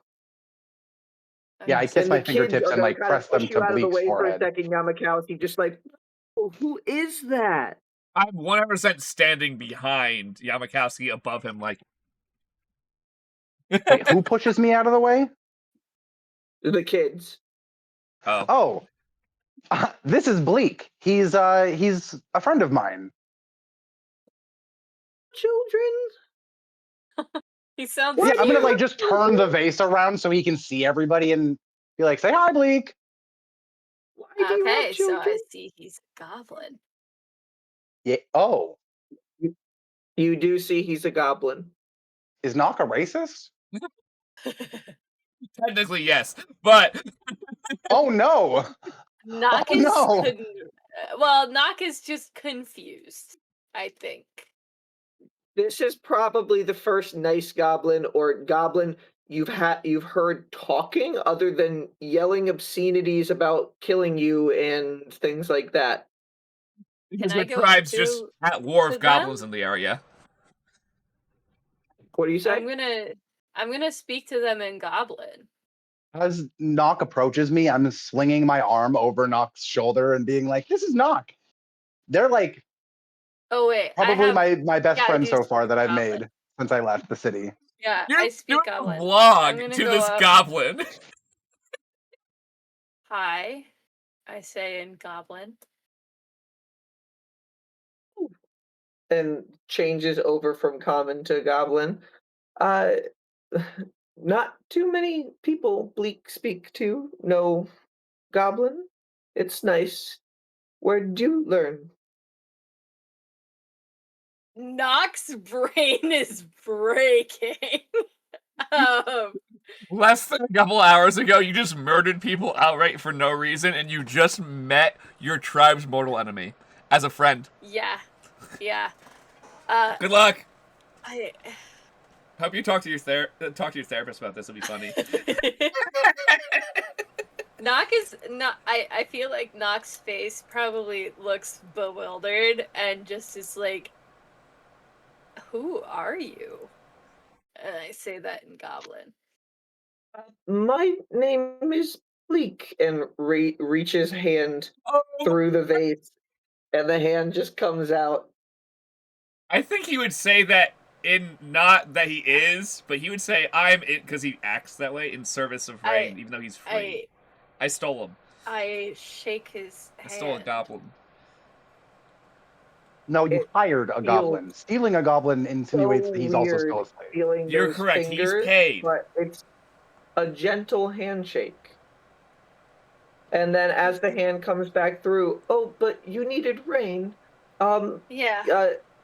Currently, only Delson is home at the moment. Would you like me to get him? Sure. Yeah, Bleak, please. Oh my god. Do you have Andrew, I hope you're ready. Bleak, do you read? No judgment, but can you read? No.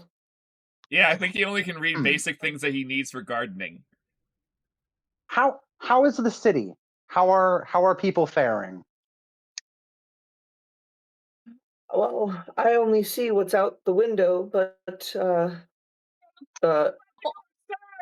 Rain does seem pretty stressed. It's stressful times. I told him he can go to the coffee shop. No, shoot though. So yeah, please get Delson for me, or you can bring the jar to Delson. Sure, one moment, and just takes the jar, and then if you guys are looking through it, you just see the side ceiling view of the goblin just moving as it goes down the stairs. Nock, as this is happening, you do feel Muri's little finger kind of like wriggle its way outside of the pouch. Yeah. And you open up Hi. Muri. Oh man, this is the Hey, multi-parter. Nock, I got your letter. Yeah. I know we're gonna be I heard FaceTiming today. Crusher, some sort of force in the mythos of Aru and Runa. It's been a while. Let me check my studies, and I can get back to you on whatever I can find. Do you happen to know just off the top of your head are they good? Are they bad? Do you know? Different. From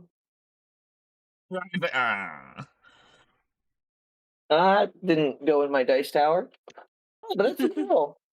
So, Andrew, are you getting your Delson on?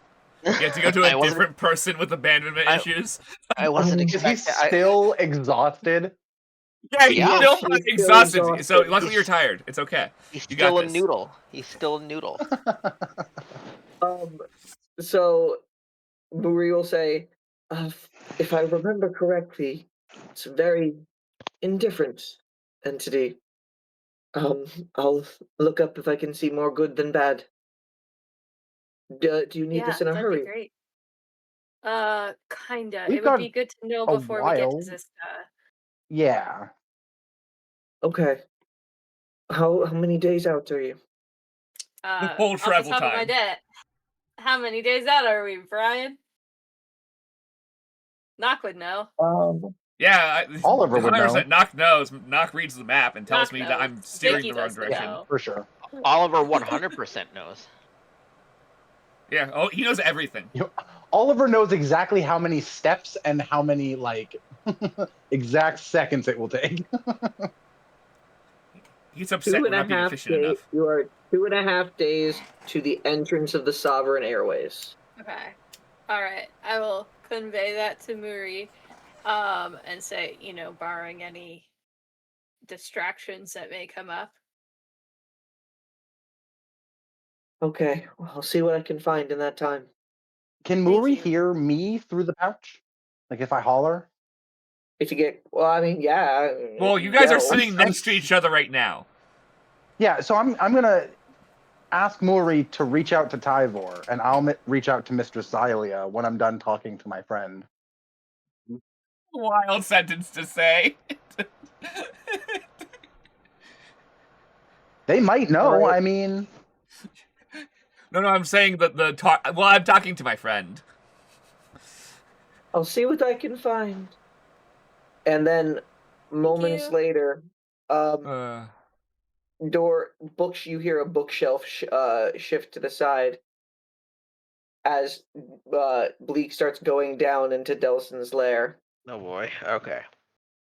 Mr. Martifas? Yeah. You have hey, a Delson. request, and you hear Eileen's voice coming outside of a jar, echoing in your chamber. Andrew, you are still at this point, I think, like a 7 strength. So, you're not the worst noodle, but you're still noodling. He made it downstairs, and that's about it. Yeah. Can you bring it down here, please? Yeah, imagine he's at a chair staring at the wall of all the crap. He's staring at his conspiracy wall. Just slumped in a chair. Which at this point, I'm pretty sure Delson and Andy are starting to. Didn't you guys start doing conspiracy stuff, trying to figure stuff out together? Oh, it has changed since last time because Andy here? Not Andy's yet. not here. You said the Delson sake was of the only one here. City, I'm gonna say it's midday. It's just Delson. We'll probably have to have another discussion off cast session for what's going on in Xysta. But yeah, Bleak brings it down, and Delson, you see the jar once again that your party had found within the cache, and on the other side you can see the familiar face of Eileen, and a couple children. And Alien? Is that you? Oh, no, it's Yamakausi now. You changed your name again? I died again. Yeah, he kind of died again. Well, that's not surprising. Yeah, nothing changes. It's just a cycle, as we've been finding out for the last 6 fucking years. 6 fucking Looking days. directly at the screen, at the camera. Where are you? Do you? We're in the grasslands. I'm also speaking to you in Thieves' Cant at this point, so I can speak more fluently to you. Okay. Oh damn! I can't speak. Also, who's we? The Misfit Warriors. Xylia, Mistress Xylia sent me to a city outside Xysta to meet some people so that I could go to this Starfall and collect a bunch of resources so that I can come back and save Xysta with my friends. With our friends. They're going to be your friends too. Oh. Okay. They're really they're cool. They're well, considering the state of everything. Rain's ex is here. I think I'm gonna give her a lot of teasing about that. Tease the shit out of her. You remember a man named Oliver Martathas? Was it? No, you're Martathas. Wrong name. Oliver. Wrong name. What is his name? Evan Grove. Delson Marterfast. Get the 2 Andrew characters correct. Oliver, you hear him say this. You're only like 20 feet away. Well, no, he can't speak Thieves' Cant. He's saying it in Thieves' Cant. Oh, true. Oliver probably only hears his name and like that's it, like just gibberish. Like I'm sure Oliver's just. Yeah. If I need to know, they'll tell me. Okay. Well, considering the state of everything here, we could use all the help we can get. Yeah. Well, so that's what I need. I need you to help me get Rain to do research about the Moon Crusher. And also, I guess maybe could you just spread the word to the people we know. We need to know about the Moon Crusher.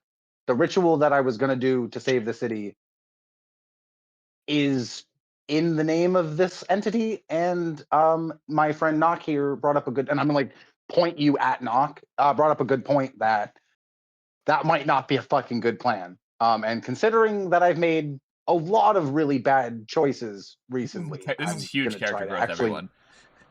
All right, well, I don't know much about a Moon Crusher, but I'll see what I can find. Do some research. I know you have contacts, and I also know that Rain has resources. So I think, and Andy has Cossin. You know, well, Cossin's missing. Oh, I'll see what they know. Cossin's missing. I don't actually know that I know Cossin's missing, but anyways. We need to fucking find out. Like, I don't want to destroy the city further. Well, no, I don't want that. No, I don't want that. I'm like shaking my head actively, just sketch it out of my head.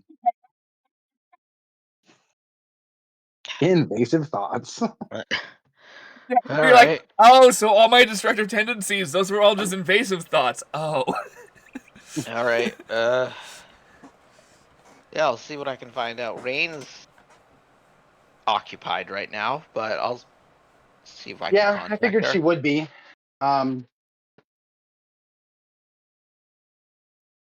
She was the first one I thought of because she's become the unofficial attaché of General Eldrick.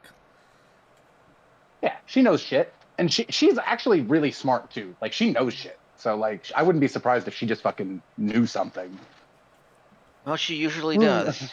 I literally put on a mocking tone, like Rain's tone, but with a nasally thing, and I'm like, I read. I know. I know things. About at this time, Zani comes back to you, Nock, and Zani says, I kind of talked you guys all up of what you guys are doing to the caravan while they were here, and there were some bite us in the ass. There were some donations to the cause, I guess. We're being sold. That's bad. Now that we know where we are. They just told us It was some of the caravan that was coming up through the Sovereign Airways, and they just asked if we can try to save as many people on the Sovereign Airways as possible. And they gave us this. We're gonna try to and, save everyone. There seemed to be 3 bottles of Xysta wine. Seems pretty good, pretty mid city quality. And then there seems to be Let's get wine drunk in the middle of the day. We're gonna add. We have 3 bottles of rum too. I know. Nock already had And wine. you see. Hold on, I need We have self-control issues. Nock has like, I would imagine like berry wine, like kind of like homemade, it's good. Like It's like it's essentially mead. Yep. Oh yeah, you could make mead so easily. There's probably honey in there, you know. I imagine, much like many people trying to save their entire existence, our characters might be just buying too much alcohol and drugs, and maybe doing a little bit too much sometimes. So she pulls out a hooded lantern with a bluish hue, and she says, "You're gonna say Buick." I already identified it afterwards just to confirm, but they said this is a lantern of tracking, and it's actually tied to locate elementals. They gave that as a gift to try to help across the bridge. Okay, I take that. Hell yeah! I imagine you're just staring at it, holding it, like yes. Yeah. If you burn some oil in here and an elemental is detected within 300 feet, the flame will turn a bright green. Wow. Cool. Do you have oil? Because I've got some oil. Man, Brian's getting this, so we're gonna have to make some cool animation when we're going down the bridge, gunning down the elementals. If you don't already have, this better be a turret section. Yeah. Can Nock try to affix that to the cart for now? I will help you immediately. Yeah. All right. So you I've guys become start bored. Besides shuffling them over chatting towards the cart. Yamakasi, do you say goodbye to Delson? Yamakasi? Oh, Might be I muted. fell out of the call for a second. Sorry, guys. Oh, okay. Hey, Sorry. do you say goodbye to Delson, or is there anything else you say to him? Oh yeah, I was just asking if Delson was still on the phone. So just before I gave Nock 2 flasks of oil. I don't know if you guys heard that. Oh, okay. No, I'll take it. Thank you. Yep, I don't have anything to do with it for now. So yeah, I guess once I express to Delson everything that I need to say, I say, "Give Andy a kiss for me," and then I just like say the phrase again and hang up on him. Also, I handed Delson the note. I think I actually handed it to Bleak, but Bleak knows to give it to Delson. So like, they have my note.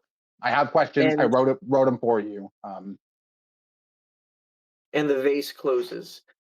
And everybody starts moving more over towards the cart, putting things away. And Nock, I'd say roll a dexterity check. And if you... Okay, yeah, with advantage.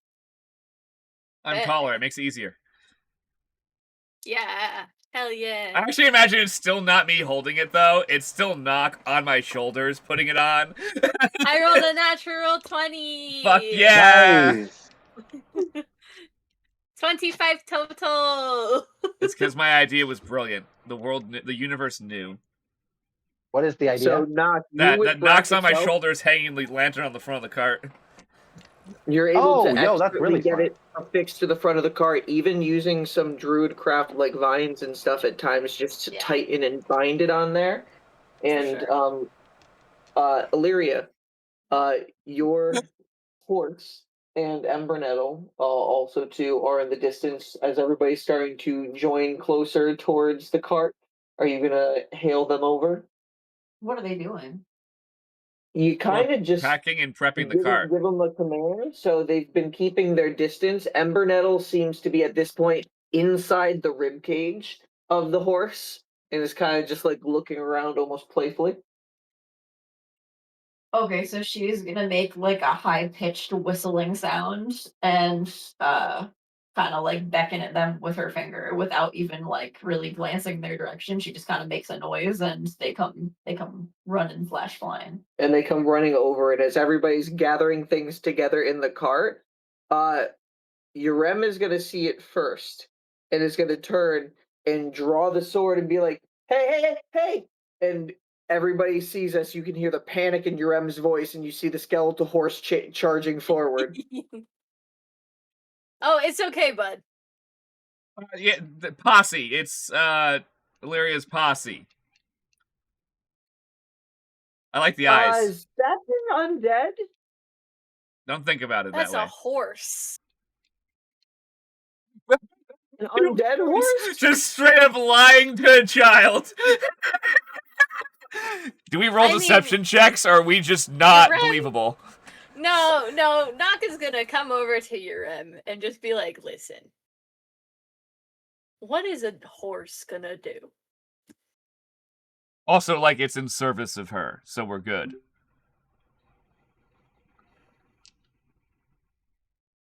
To alleviate the worry of this kid, roll a persuasion check. It'd be an advantage for both doing it. You get one advantage, or you guys can both roll.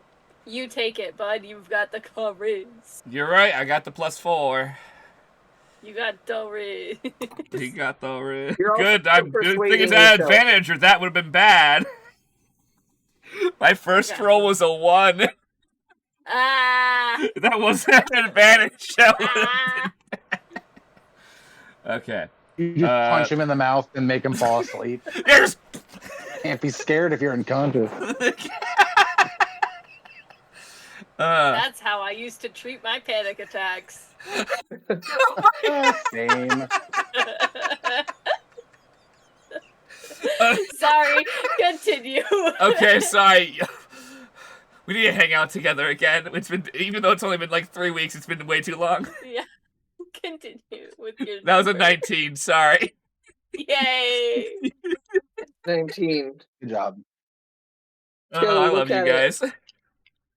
Around a little bit, and then kind of Yrem, this young Aasimar boy who was holding his sword defiantly up to your horse, a child that seemed like he was ready to just fight this horse to defend this girl, tiefling that seems to be behind him.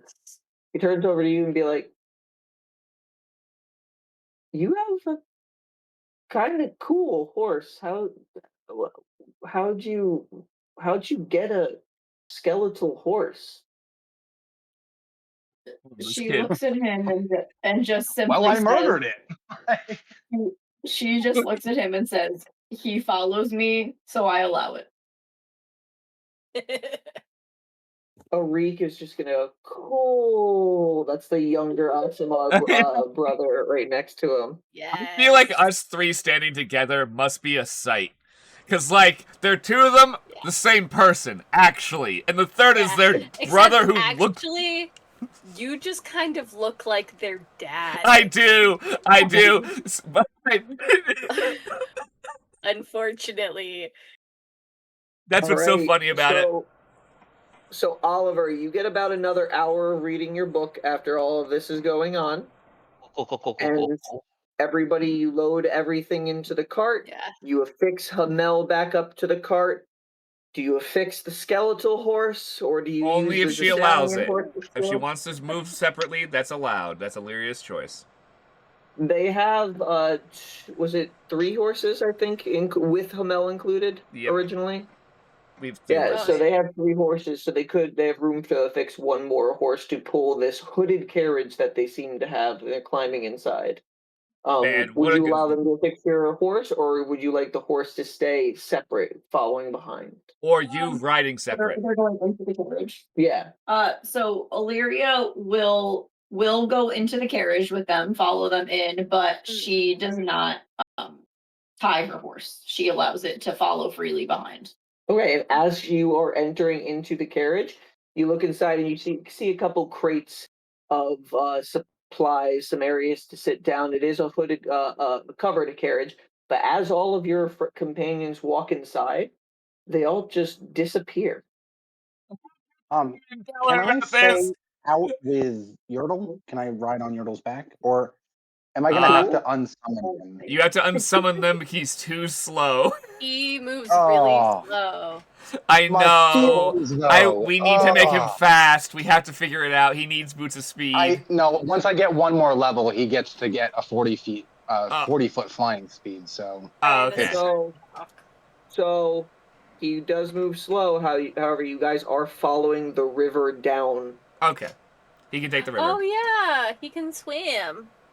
Can I ride on his back while we are we is the road close enough to the river where we're like still traveling together, or would that not really be feasible? I think if you get a head start, we'll be fine.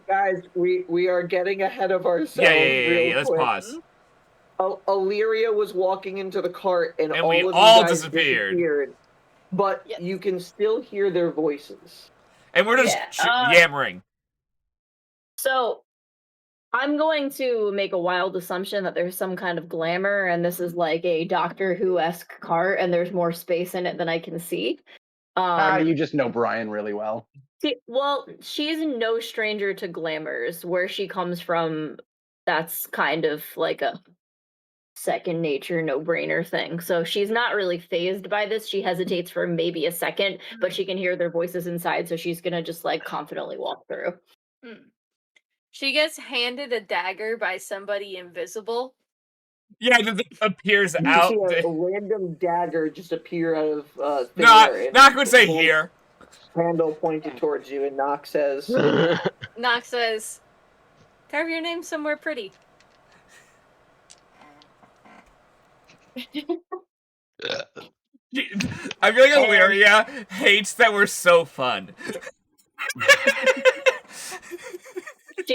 She's going to just kind of say, "Got it," but she's gonna flip the dagger back at you to hand it back, and then she's going to retract her claws back out, and she's gonna go just do it with her fingers. Yeah. Hell yeah.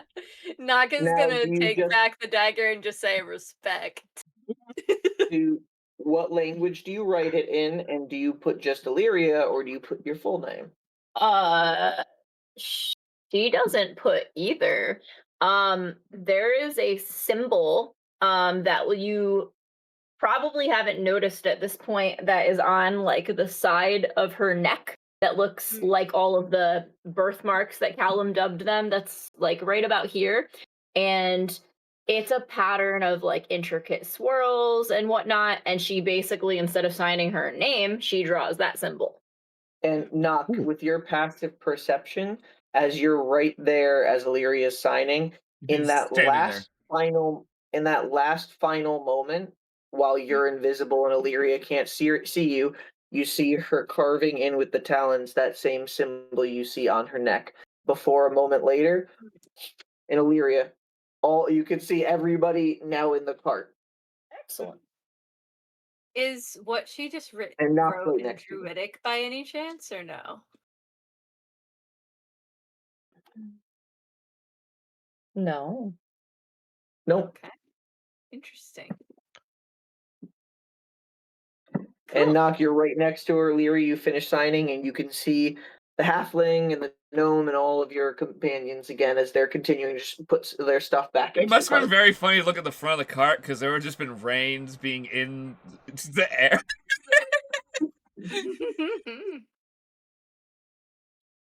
All right.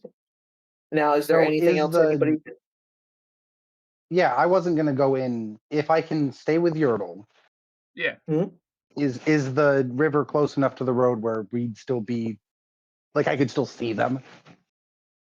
Yeah, so as you guys lead the cart out towards the road, the open road again, it's a sunny day, only partly clouds in the sky. Only partly cloudy. Yeah, only partly cloudy. And as you first get out, get him a proofreader.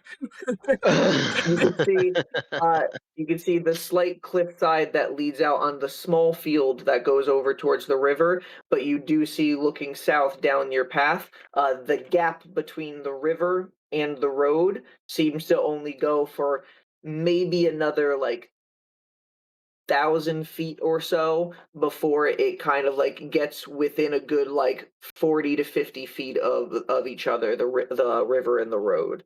And in the field, you guys can see as you're passing by the crater that seems to be where the starfall had crashed that Zaniza had collected, and she'll point that out.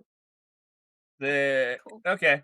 I think if Yamakasi gets a slight head start as we get settled, I think we'll catch up at the river together and it'll be fine.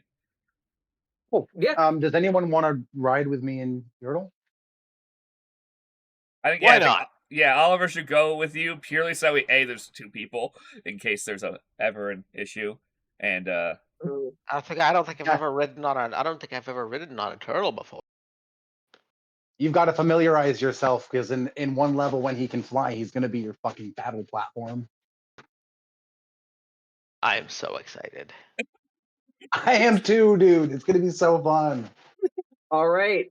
That was their best friend moment. That was the moment when they went, okay, we're friends.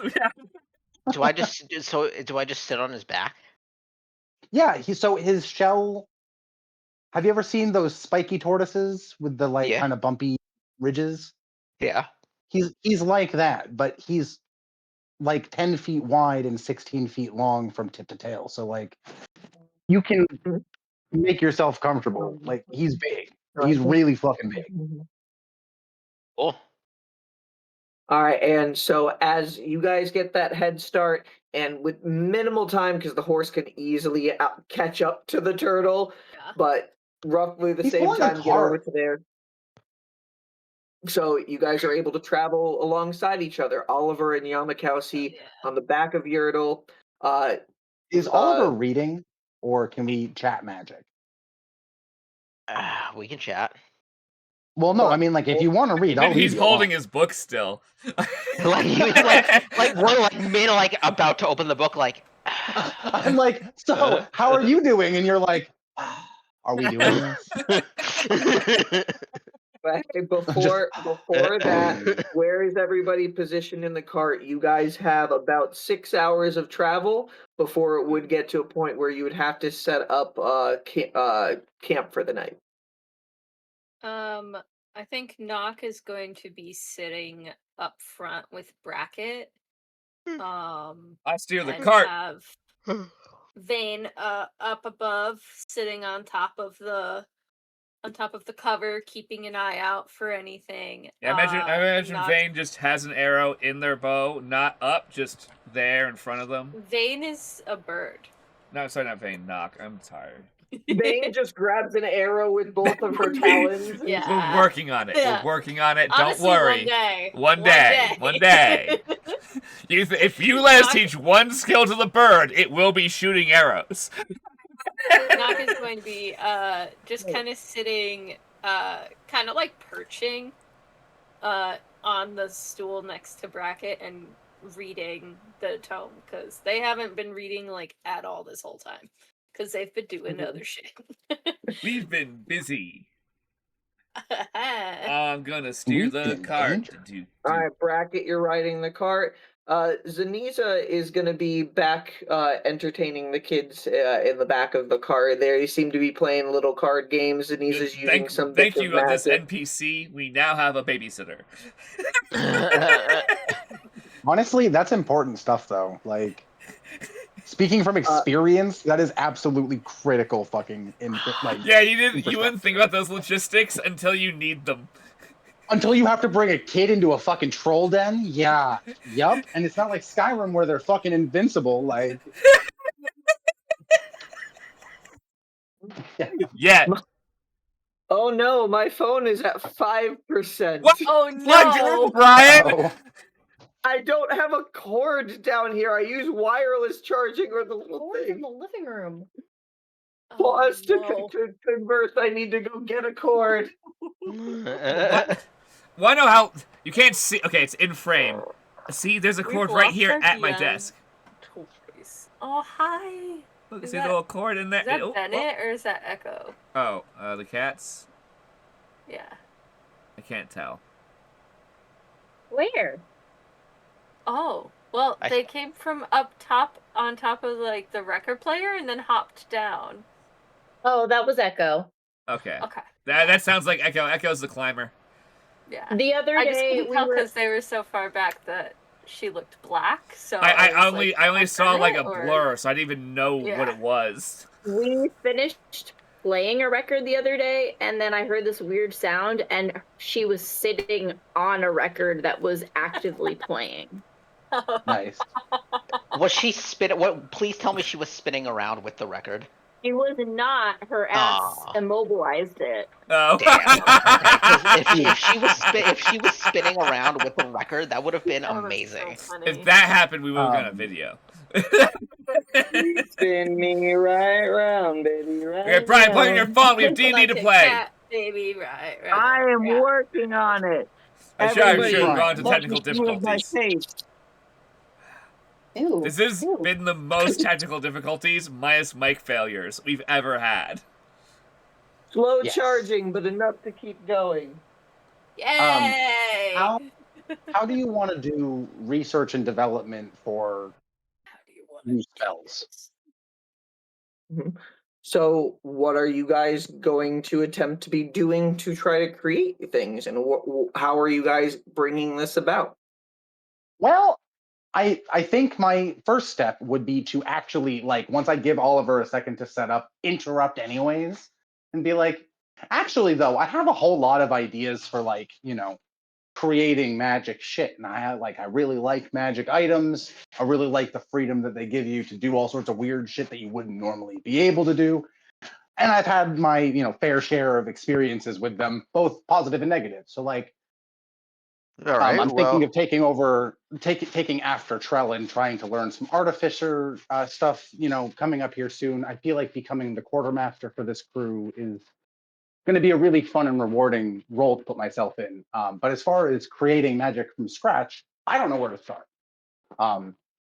I have the green flame blade spell. I do know how to do. And I've had this neat idea that I don't know how to execute, or does that make sense? Like, I know that magic obviously can be written, but I've never done that part of it. I usually just steal shit. Well, I do have Oliver? some. Oh, yeah. Oh, can you hear me? Yeah. Yes, Yeah. we can hear you. Cool. I just wanted to make sure you're still there. No, yeah, I am here. I'm here. Well, I do have some experience in uncovering lost magical arts. I don't know But if this is something that has ever existed before. You interrupted me. Oops, sorry. That'll happen a lot. I do finding creative new uses for magical energy and magical devices has always intrigued me, so I am always. Could you ask Arthur? See if he has any.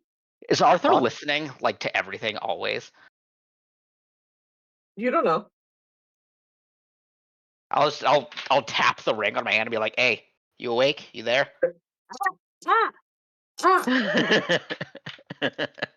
Jeez, I felt that. Wait, you can feel that? Ow! Stop! Okay, sorry. Testing things. Testing. Did you catch any of that? What we were just talking about? No, sorry, I wasn't listening. I try not to eavesdrop. My new Guys are friend always and yelling. my new feathered friend and I heard in my brain, Nock, just go insight check. I'm not there. my new feathered friend was asking about. Arthur probably remembers me. Like, You remember Yamakausi? The bird person. can he see me? Birdman, you mean Seabreeze who turned Ealing? Yeah, he's Yamakausi now. He changed his name again. That was like 45 episodes ago. Our names Cal, you're nailing the are meta. names something. are names something that's really fluent in the current time period? If you want it to be, yeah. That was wildly unhelpful as an answer. Very vague. Now, like, he seems to have a fluid name, but he's like, I know a bunch of people who go by pseudonyms, so I have no fucking clue, dude. Well,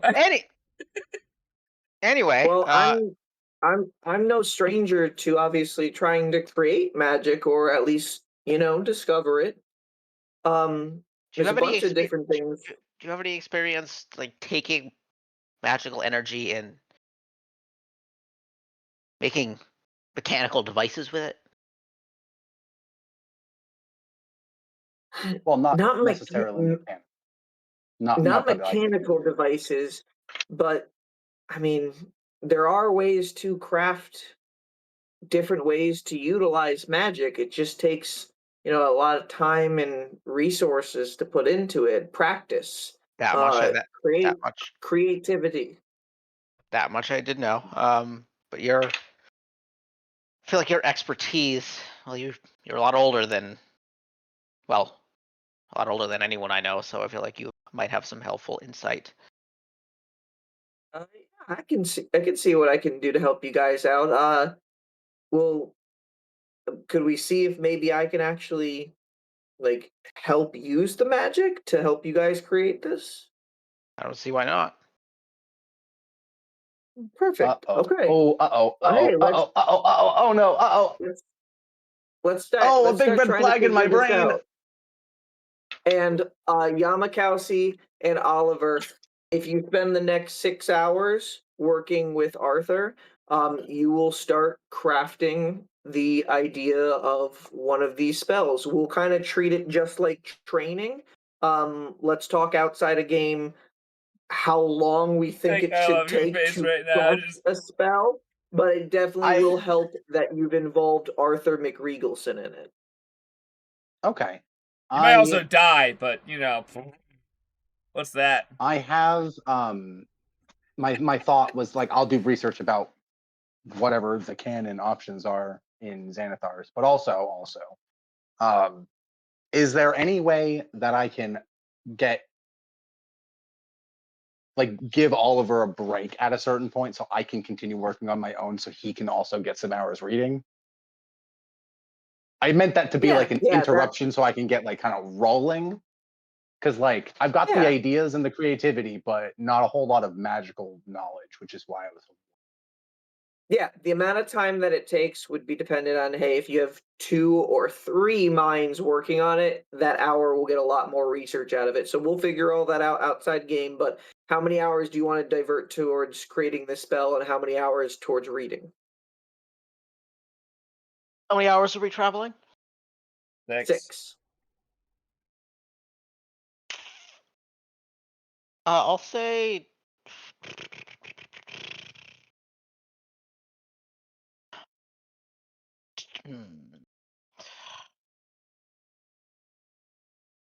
I'll say 2 hours towards the spell and then 4 hours spent reading. Okay, so Yamakasi, will you do the remaining 4 hours of practice by yourself?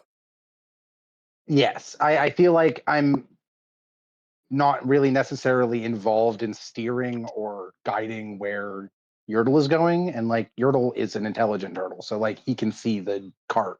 We're going that way. So yeah, I'm probably intermittently doing meditative prayer. You know what I mean? And then working on theory crafting this spell in my brain. Because so I have a basis spell, right? Which is what I'm basing it off of. And basically I just want to make it do radiant damage, and instead of leaping fire, you get an inspiration boost thing. Kind of like a bless. But I'm just noodling with how that we'll work out all that stuff and how long it takes to craft it. So you're just spending the remaining 4 hours working yourself on that and then mixing in a little bit of prayer. Yeah. Cool. Okay. All right. So we got what you guys do in bracket. Are you trying to swap off with anybody at any time for training, or are you just driving the cart the whole time? Unless someone says, hey, do you want me to drive the cart? I will continue to drive the cart. Okay. And last but not least, Illyria. Sam, your first travel time right here. Where are you Downtime first activities. staying in the cart? Are you staying in? Are you floating above it and sitting above it? Are you in the front with Nock and Bracket? She's too awkward for that. Nock and Bracket kind of like went and started doing their own thing. And there's lots of children in the cart in an enclosed space with a random gnome person that I just met. Mhm. So I feel like at some point she phases out of the cart. And With your passive perception, though, seeing that, yeah. you do notice that Zani keeps on kind of like getting an eye over at you every once in a while. Yeah, oh yeah, she's picked up on that too. So she's like, I think I should make myself scarce. So she's just gonna kind of float out from like up through the top of the cart, and then I think she's going to probably dangle her legs and sit on the top of it. And Vane's up there kind of keeping a watch as well. Yeah, I'll sit with Vane. Love that. I throw you another one of the magical mice. He's it. And Now you're she's just gonna be over-treating her. oh. You're gonna get another a flower point from Vane. Because flower points matter. We're gonna see who has the most flower points by the end of the game. He is gaming the system. like... I would like to report someone cheating. I think probably like at a certain point, Nock takes a quick like 10-minute break. You know, not enough to actually affect the hours, but enough for Nock to take a little break from sitting still and reading for 6 hours straight. They can't do that. They're gonna like get up, stretch, climb on top of the cart, and just kind of be like, "Hey guys." Hey guys. You guys can have a conversation. My phone's plugged in and it's now at 3%, so it's going down. No. I need to figure out how to get a fast charger connected to it. So, Nock, you're having a conversation with Illyria. Go. Yeah. No. Vane is also okay. So you say what? Just hey guys. Hey yeah, guys. Nock kind of comes up and it's just like, "Hey guys, how's it going?" I turn around to you and nod in your direction friendly. How are you She's doing? she has a bunch of like medicinal little bottles and whatnot out, so she's kind of like she's messing with those a little bit absent-mindedly and kind of keeping observation eye-wise of the direction we're going in and the surroundings, and you can tell she's kind of like, you know, multitasking a little bit. Yeah. Nock's just gonna kind of be like, nice. I wanted to let you get your bearings. I hope you know I'm not just leaving you to fend for yourself.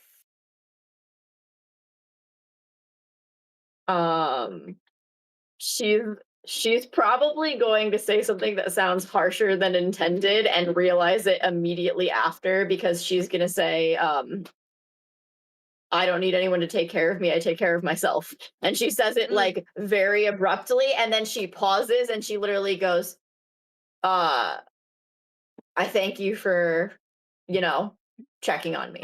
Like, immediately knows, wow, that was rude. What the hell was she's that? immediately like, wow, that was kind of way more brutal than intended. I just kind of was saying it as like a fact and then realized that it sounds like I'm being a bitch. Yeah, Nock's gonna do a little. Want to start over? What? I don't know. How do you do backwards replay joke in medieval times? You just go, okay. Yeah. Nock's gonna be like, okay, here we go. And do like a little spin around and just be like, hey guys, how's it going?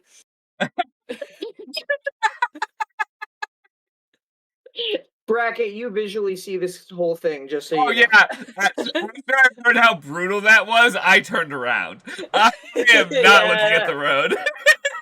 She just kind of like gets very focused. Like she makes eye contact with you for like a second and is like, sorry, and then just kind of like looks down at the ground, kind of like almost like pissed off at herself, but she's just like, that was rude. Nock is just kind of like chuckling.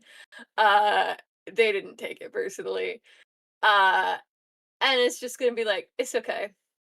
I can be kind of prickly too.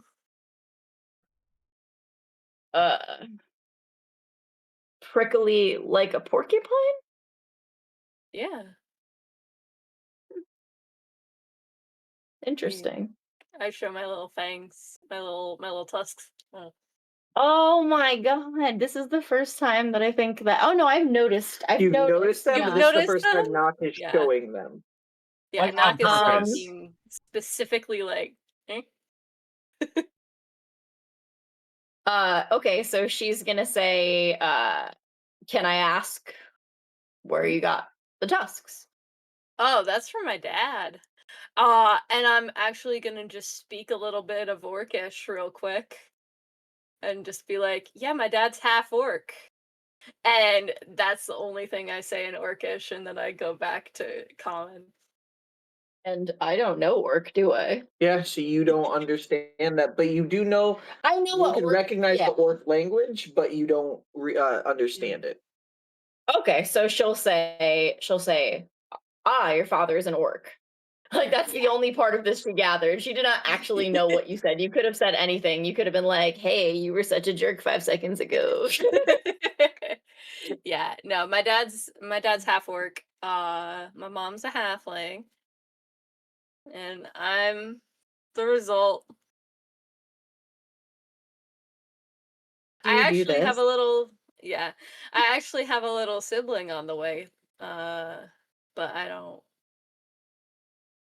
Who knows what they'll be like? Is it common where you're from for what would I say, races to bond with one another? Well, not in the Blessed Feet, no. The Grove is a little bit more accepting. But the Blessed Feet is just halflings. My dad's the exception. I've been making a lot of observations of the places that I've traveled here. Yeah. And the interactions are very varied in comparison to how they are back home. What's home? Nock knows at this point that I'm from the Feywilds, right? I don't think so. No. No, okay. Surprise. No, I don't think so. I don't think any of us picked up on that. Are you a fucking Eladrin? Huh? Are you an Eladrin? What'd you say?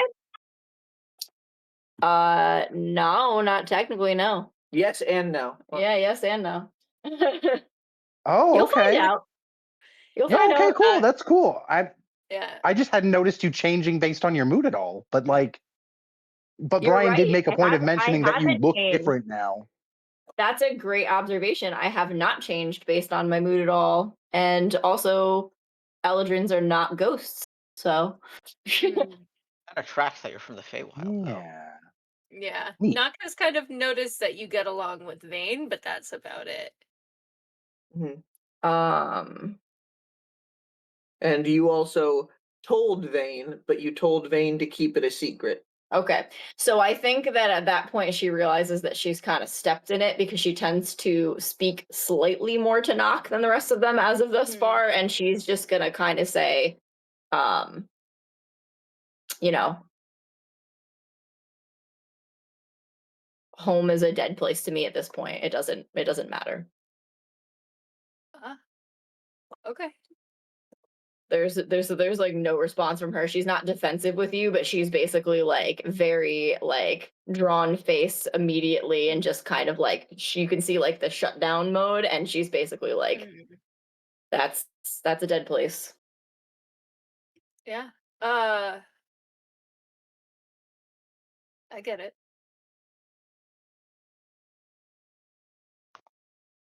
I won't pray. Can I ask, earlier when we were speaking, you warned me about interactions with the one who I plan to do dealings with in Xysta. Yeah. Yes. Damn, I'm too far. You to get mentioned Yeah, you keep being that around. nowhere near. You mentioned that you had experience through a friend, and that they were less than what word would I use? Less than trustworthy? on the up and out. Yeah, they were less than positive. Can you tell me more about that? Well, I mean, I feel like it might just be better to go talk to Yamakowski about it. He's the one with who had interactions with him. Yamakowski is the friend that you spoke of? Yeah. Oh, I'm your friend. I mean, yeah. But also, from what he said, he seemed really dangerous and kind of into like kidnapping people, so not great. But yeah, if you want to talk more and get more information. And as soon as Nock says that, get more information, you guys just hear out in the water, Yamakowski, you're practicing and studying magic, and then in the middle of about to be focusing on a spell, block of ice, and slides off the no! and now floating in the water beside the turtle. Okay, I have Vane fly me over. Oh, I'm good. No, I'm literally gonna like once I see Nock moving to like come over, I'm like, oh no, I'm fine. Even if I'm face down in the water, I can breathe. Like I'm good. I'm fine. Oliver, you see right beside you as you're reading your book, Yamakowski just turns into an ice cube and slides off the turtle and is now You just see my floating in the fingers water wiggling beside out the sides, like catch me, catch me, catch me. Like I'll Bloop. I'll drop the book and try and catch him. Wow. It's like a 5-ton block of ice. Yeah, you're Like, absolutely not helping him. You probably touch it, it slides further away, and you're like, you absolutely fell over with it. What's going on, guys? You okay? Sam. You just see a big ass splash. Yeah, I'm good. I'm good. God damn it, I'm fine. Oh, Yeah, everything's fine. No, it's. I think Sam and Brian spilled something, maybe. oh yeah, okay. all over the place. Oh, oops. Sorry, All I thought you over. were role playing with us. No, that was a genuine question. No, it's okay. Just need to get something. Also, I guess that would be the question that would be asked when Nock got there, when the block of ice was there. Yeah, So, like, it wasn't wrong. No, so I will just stare at the ice cube that is now floating in the river and be like, "You okay, bud?" Yeah, I'm good. I'm fine. Yeah. See his thumbs trying to go up. Can you Is breathe? he going the right way? Can you breathe underwater? I sure can, as long as Wet Hands is fused with me. So he started upright and then very quickly just on the side. So he sometimes just dips his head in the water. Like as soon as he tells me he can breathe I'll breathe underwater. I'll just like Okay, then. And then just back to the book. You Yeah. just immediately go back to Following reading. the current, like, is he staying in tow with Oh yeah, he's Yertle? staying with the current. Yeah. Okay, all right. Then I guess Nock won't intervene. Damn it, you know what I should have done? I should have used my reaction to cast a floating disc and catch myself. Oh, yeah. Yeah, but then you Fuck, would have just that would have been stayed an there. amazing idea.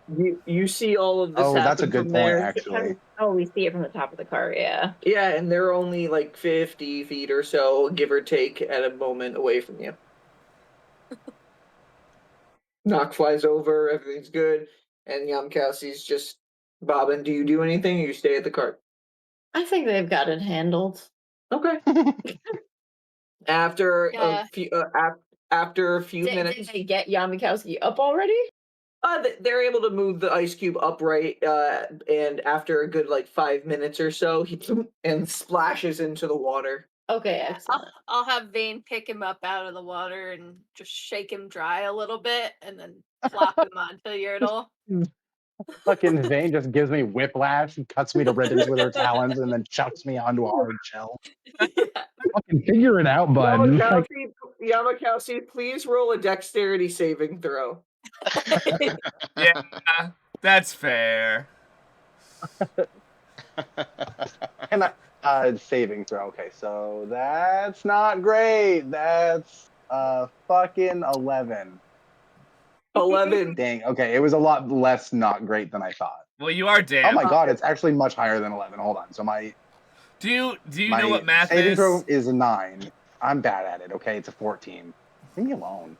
Trying my best. 14. We know. Okay. We know. It's okay. I we still love you. I still rolled very low on damage. I rolled 1 point of psychic damage as your entire insides are just for a second rattled by Vane. And then you get just plopped back on Thanks, top bud. of the turtle. Oh, I guess my I imagine you're just like, I'm good. And a couple of flaps for good measure to dry him. that's fun. Well, All right. I have 1 less temp HP. Okay, I'll fly All back right. over and go back to reading. Thanks, Vane. That was a good break. Thanks, bud. Sorry about that. And you guys are starting to get to the point where the sun is setting. And there seems to be a nice curve in the river and the road where to the side there seems to be a nice clearing of trees. A good spot to camp for the night if you guys want to just go here or you want to push into the night. You can can tell the horses are starting to get to that point where they might be a little bit tired. If they're starting Yeah, we to just look tired, we I would think stop. I think it's a better idea to stop, rest, so that they can move at full speed tomorrow. Yeah, that's what we would do. We also, I mean, we need to have As- like answers about what we're doing once we get there. So there's no point really Honestly, like right, rushing. as we reach that last hour of like approximate travel time for the day, we would have already been looking for a place to stop. Okay. So I would yeah, have you're probably able said, to find hey, this- can we this send place. Vane out to start scouting for a spot to be a little hidden Yeah, off the of trail? course. Because I don't want to be on the trail. I want to be, if there's a campsite up, we'll go to the next campsite. If there's not, we'll pull off. Yeah. Yeah, there's a nice little small, not like heavy traffic one, but looks like a lot. Some carts do pull off here every once in a while. Nobody's there at this time, but it's got a little cover from the road and the grasslands through a couple trees. So, and there's definitely great. signs of people having fires here in the past. Okay. Yeah. And that's within that 6-hour span. Then we'll do that. Nock will take a second to go ahead and scout out the area, just make sure it looks all good, and Okay. come back. Yeah. So as Nock's going out to scout, your cart slows down real quick as you got. Is everybody just helping out together, setting up for the night, or are you doing anything as you get to a place? Are we looking for somewhere to sleep? Like, where's the place? No, we found a spot. Nice area surrounded by trees off the path from the road a little bit. And the cart's pulled over. Nock seems to want to go around just to scout the area out for a second. And Okay, so Illyria, Illyria's who's staying behind because Nock is out. Is Bracket like in charge of setup right now? Bracket, are you in charge of setup? I would have initially, just because we do not know this area, I would have said let's pause a second, don't take everything out yet, but get ourselves ready to leave. I was going to give Nock the second to do a. Hey, that's perfect. That gives Yertle enough time to like crawl over to the. Yeah, shore Yertle's and going to crawl make up it in the here. ice. We'll begin milling about to get stuff ready to get out. Seems like I have a settling fun for idea. Okay. If there isn't a major emergency, if Nock, doesn't be like, hey, there's 400 Gandits coming up the road. We should get the fuck out. So, Illyria is going to look at Bracket and say, I think we deserve a proper shelter tonight, and she's going to use mold earth and start pulling up rocks from the ground to make us like a little hut thing. Cool, can it be near Your the fireplace that an earth like tent, reflects back like, on us? Off? What'd you say? Which of us? Conlon first? I said, are you going to be putting it near the fireplace? The fire? Oh, yeah. Okay.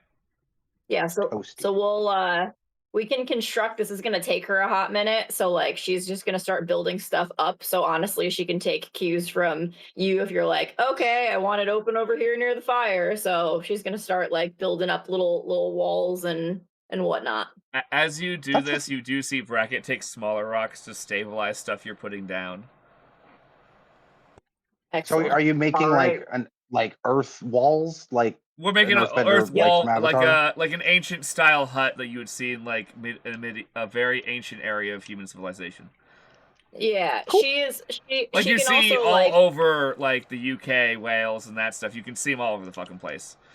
There. Yeah, no, for sure. And like I know I normally sleep big rocks and stuff. It's a mixture of rocks that are built into the sediment and really hardened, molded dirt that you can use to form. Exactly. Yeah, I know I sleep in my bag of holding, but I was planning on having Yertle be like one of the walls. No, not hanging it, but like have him be one of the walls of the structure I'm sleeping in, and just being a sack under a tent. Just so. As you guys start forming the wall and people seem to start getting the things ready to bring out, if Nock gives the A-OK, Nock, you and Vane scope out the area. You guys can both roll perception checks. All right, I'm going to go ahead and roll Vane's first. I love Brock. She's got more dice than I do. Oh, that's so funny. She rolled the same number twice. Vane... Math. Rolled a 19. Nice. And I rolled another natural 20. Hell yeah. Fucking holy shit. There are 400 Gandits right across the road. So, with my perception, that's a 24. Okay. All right. So, Nock, you scope out the area, looking at the area of the grasslands to the side, and off in the distance of a couple hills, you can see the tip top of a tower off into the distance, but nowhere near you guys. This is when you fly up high, you can see over at least 2 or 3 hillsides into the grasslands. So, thousands of feet away. Good distance away. Okay, cool. Yep. You look up and down the road, and you can see up in the north part that you had passed by not too long ago seems to be pulling off on their own. You can see a fire start getting pulled together. And further down the path, you can kind of even see some people that you haven't caught up with pulling off to the side down the path. No bits of soldiers, no monster groups or anything like that. But Yamakowski, as Nock and Vane are looking around in the area, scoping it out, and as Yertle's pulling to the side of the river and you're starting to get out, the sun has now set with only the slight glimmer of light shining over the western horizon of the Shade Shower Forest. And as that sunlight dims to the point where it doesn't touch the ground of the campfire, and you can see the light kind of just moving westward across the river.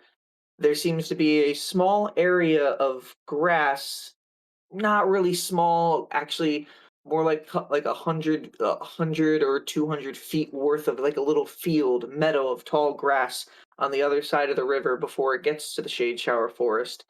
And as the light kind of fades and it's moving over in that westward direction, coming off that land, you can see several little lights start popping up in the field. Violet, azure, green with little red dots in it. And they just start ping, ping, ping, ping, ping, ping, ping in the field. As it seems to be some sort of Yamakasi, it's hard to tell for you as you're looking at the angle, but Nock, you can tell some sort of fungi. Ooh, And that Fucking is cool. where we will end this week's session. we love a good Cool. Is the fungi. fucking cordyceps attacking us? Nothing seems to be attacking, Nothing's but there seem to be a lot of fungi across the field that just start Yeah, as the it light sounds an awful disappears. lot like we're about to get Lighting. ambushed by some mushroom men. Are they Myconins? They might be Or Myconins. I'm gonna be friends with them. I think I I mean, like, told obviously the Brian goal we'd is to find be a friends. campsite, and he went, I didn't tell him that the campsite eats every person who stays there. Right? It's actually a mimic. It's The whole campsite's a mimic. It goes womp. yeah, that's exactly what I was picturing Nock too. goes back. Nope, not safe. Let's keep going. Illyria just drops all the walls of mud. It's like the Rick and Morty I haven't episode been where Rick working on this starts for shouting 20 and saying fucking we have minutes to or leave. anything. Everything's on the cob. All right. Cobb. Well, And I'm guys, back to being Nock. I have a full page and a half of notes. Yes. Hell yeah. we love a good note Thank taker. you. Guys, thank you for coming along for this disastrous session. was bad. We still Really don't have internet connection over at our house. Yeah. Today, Well, my let's- phone is charged up to 9%, so Yo. we're still kicking. Let's be real, guys. This was the most on-brand session ever. We did Honestly. so well. We both. Insane. Well, I think guys, we did pretty good. I thank got you. to introduce the party to the other party. You know what I mean? Like we keep We have so much work inextricably to do tying now. everything together. I wasn't. I I wasn't. think everything went pretty well. I wasn't expecting that. I wasn't expecting. Callum to just play gave Nock us again. 6 homework assignments. Well, everybody, thank you for coming along for this disastrous adventure. And until the next disaster, good night. Good night. I'm gonna send you guys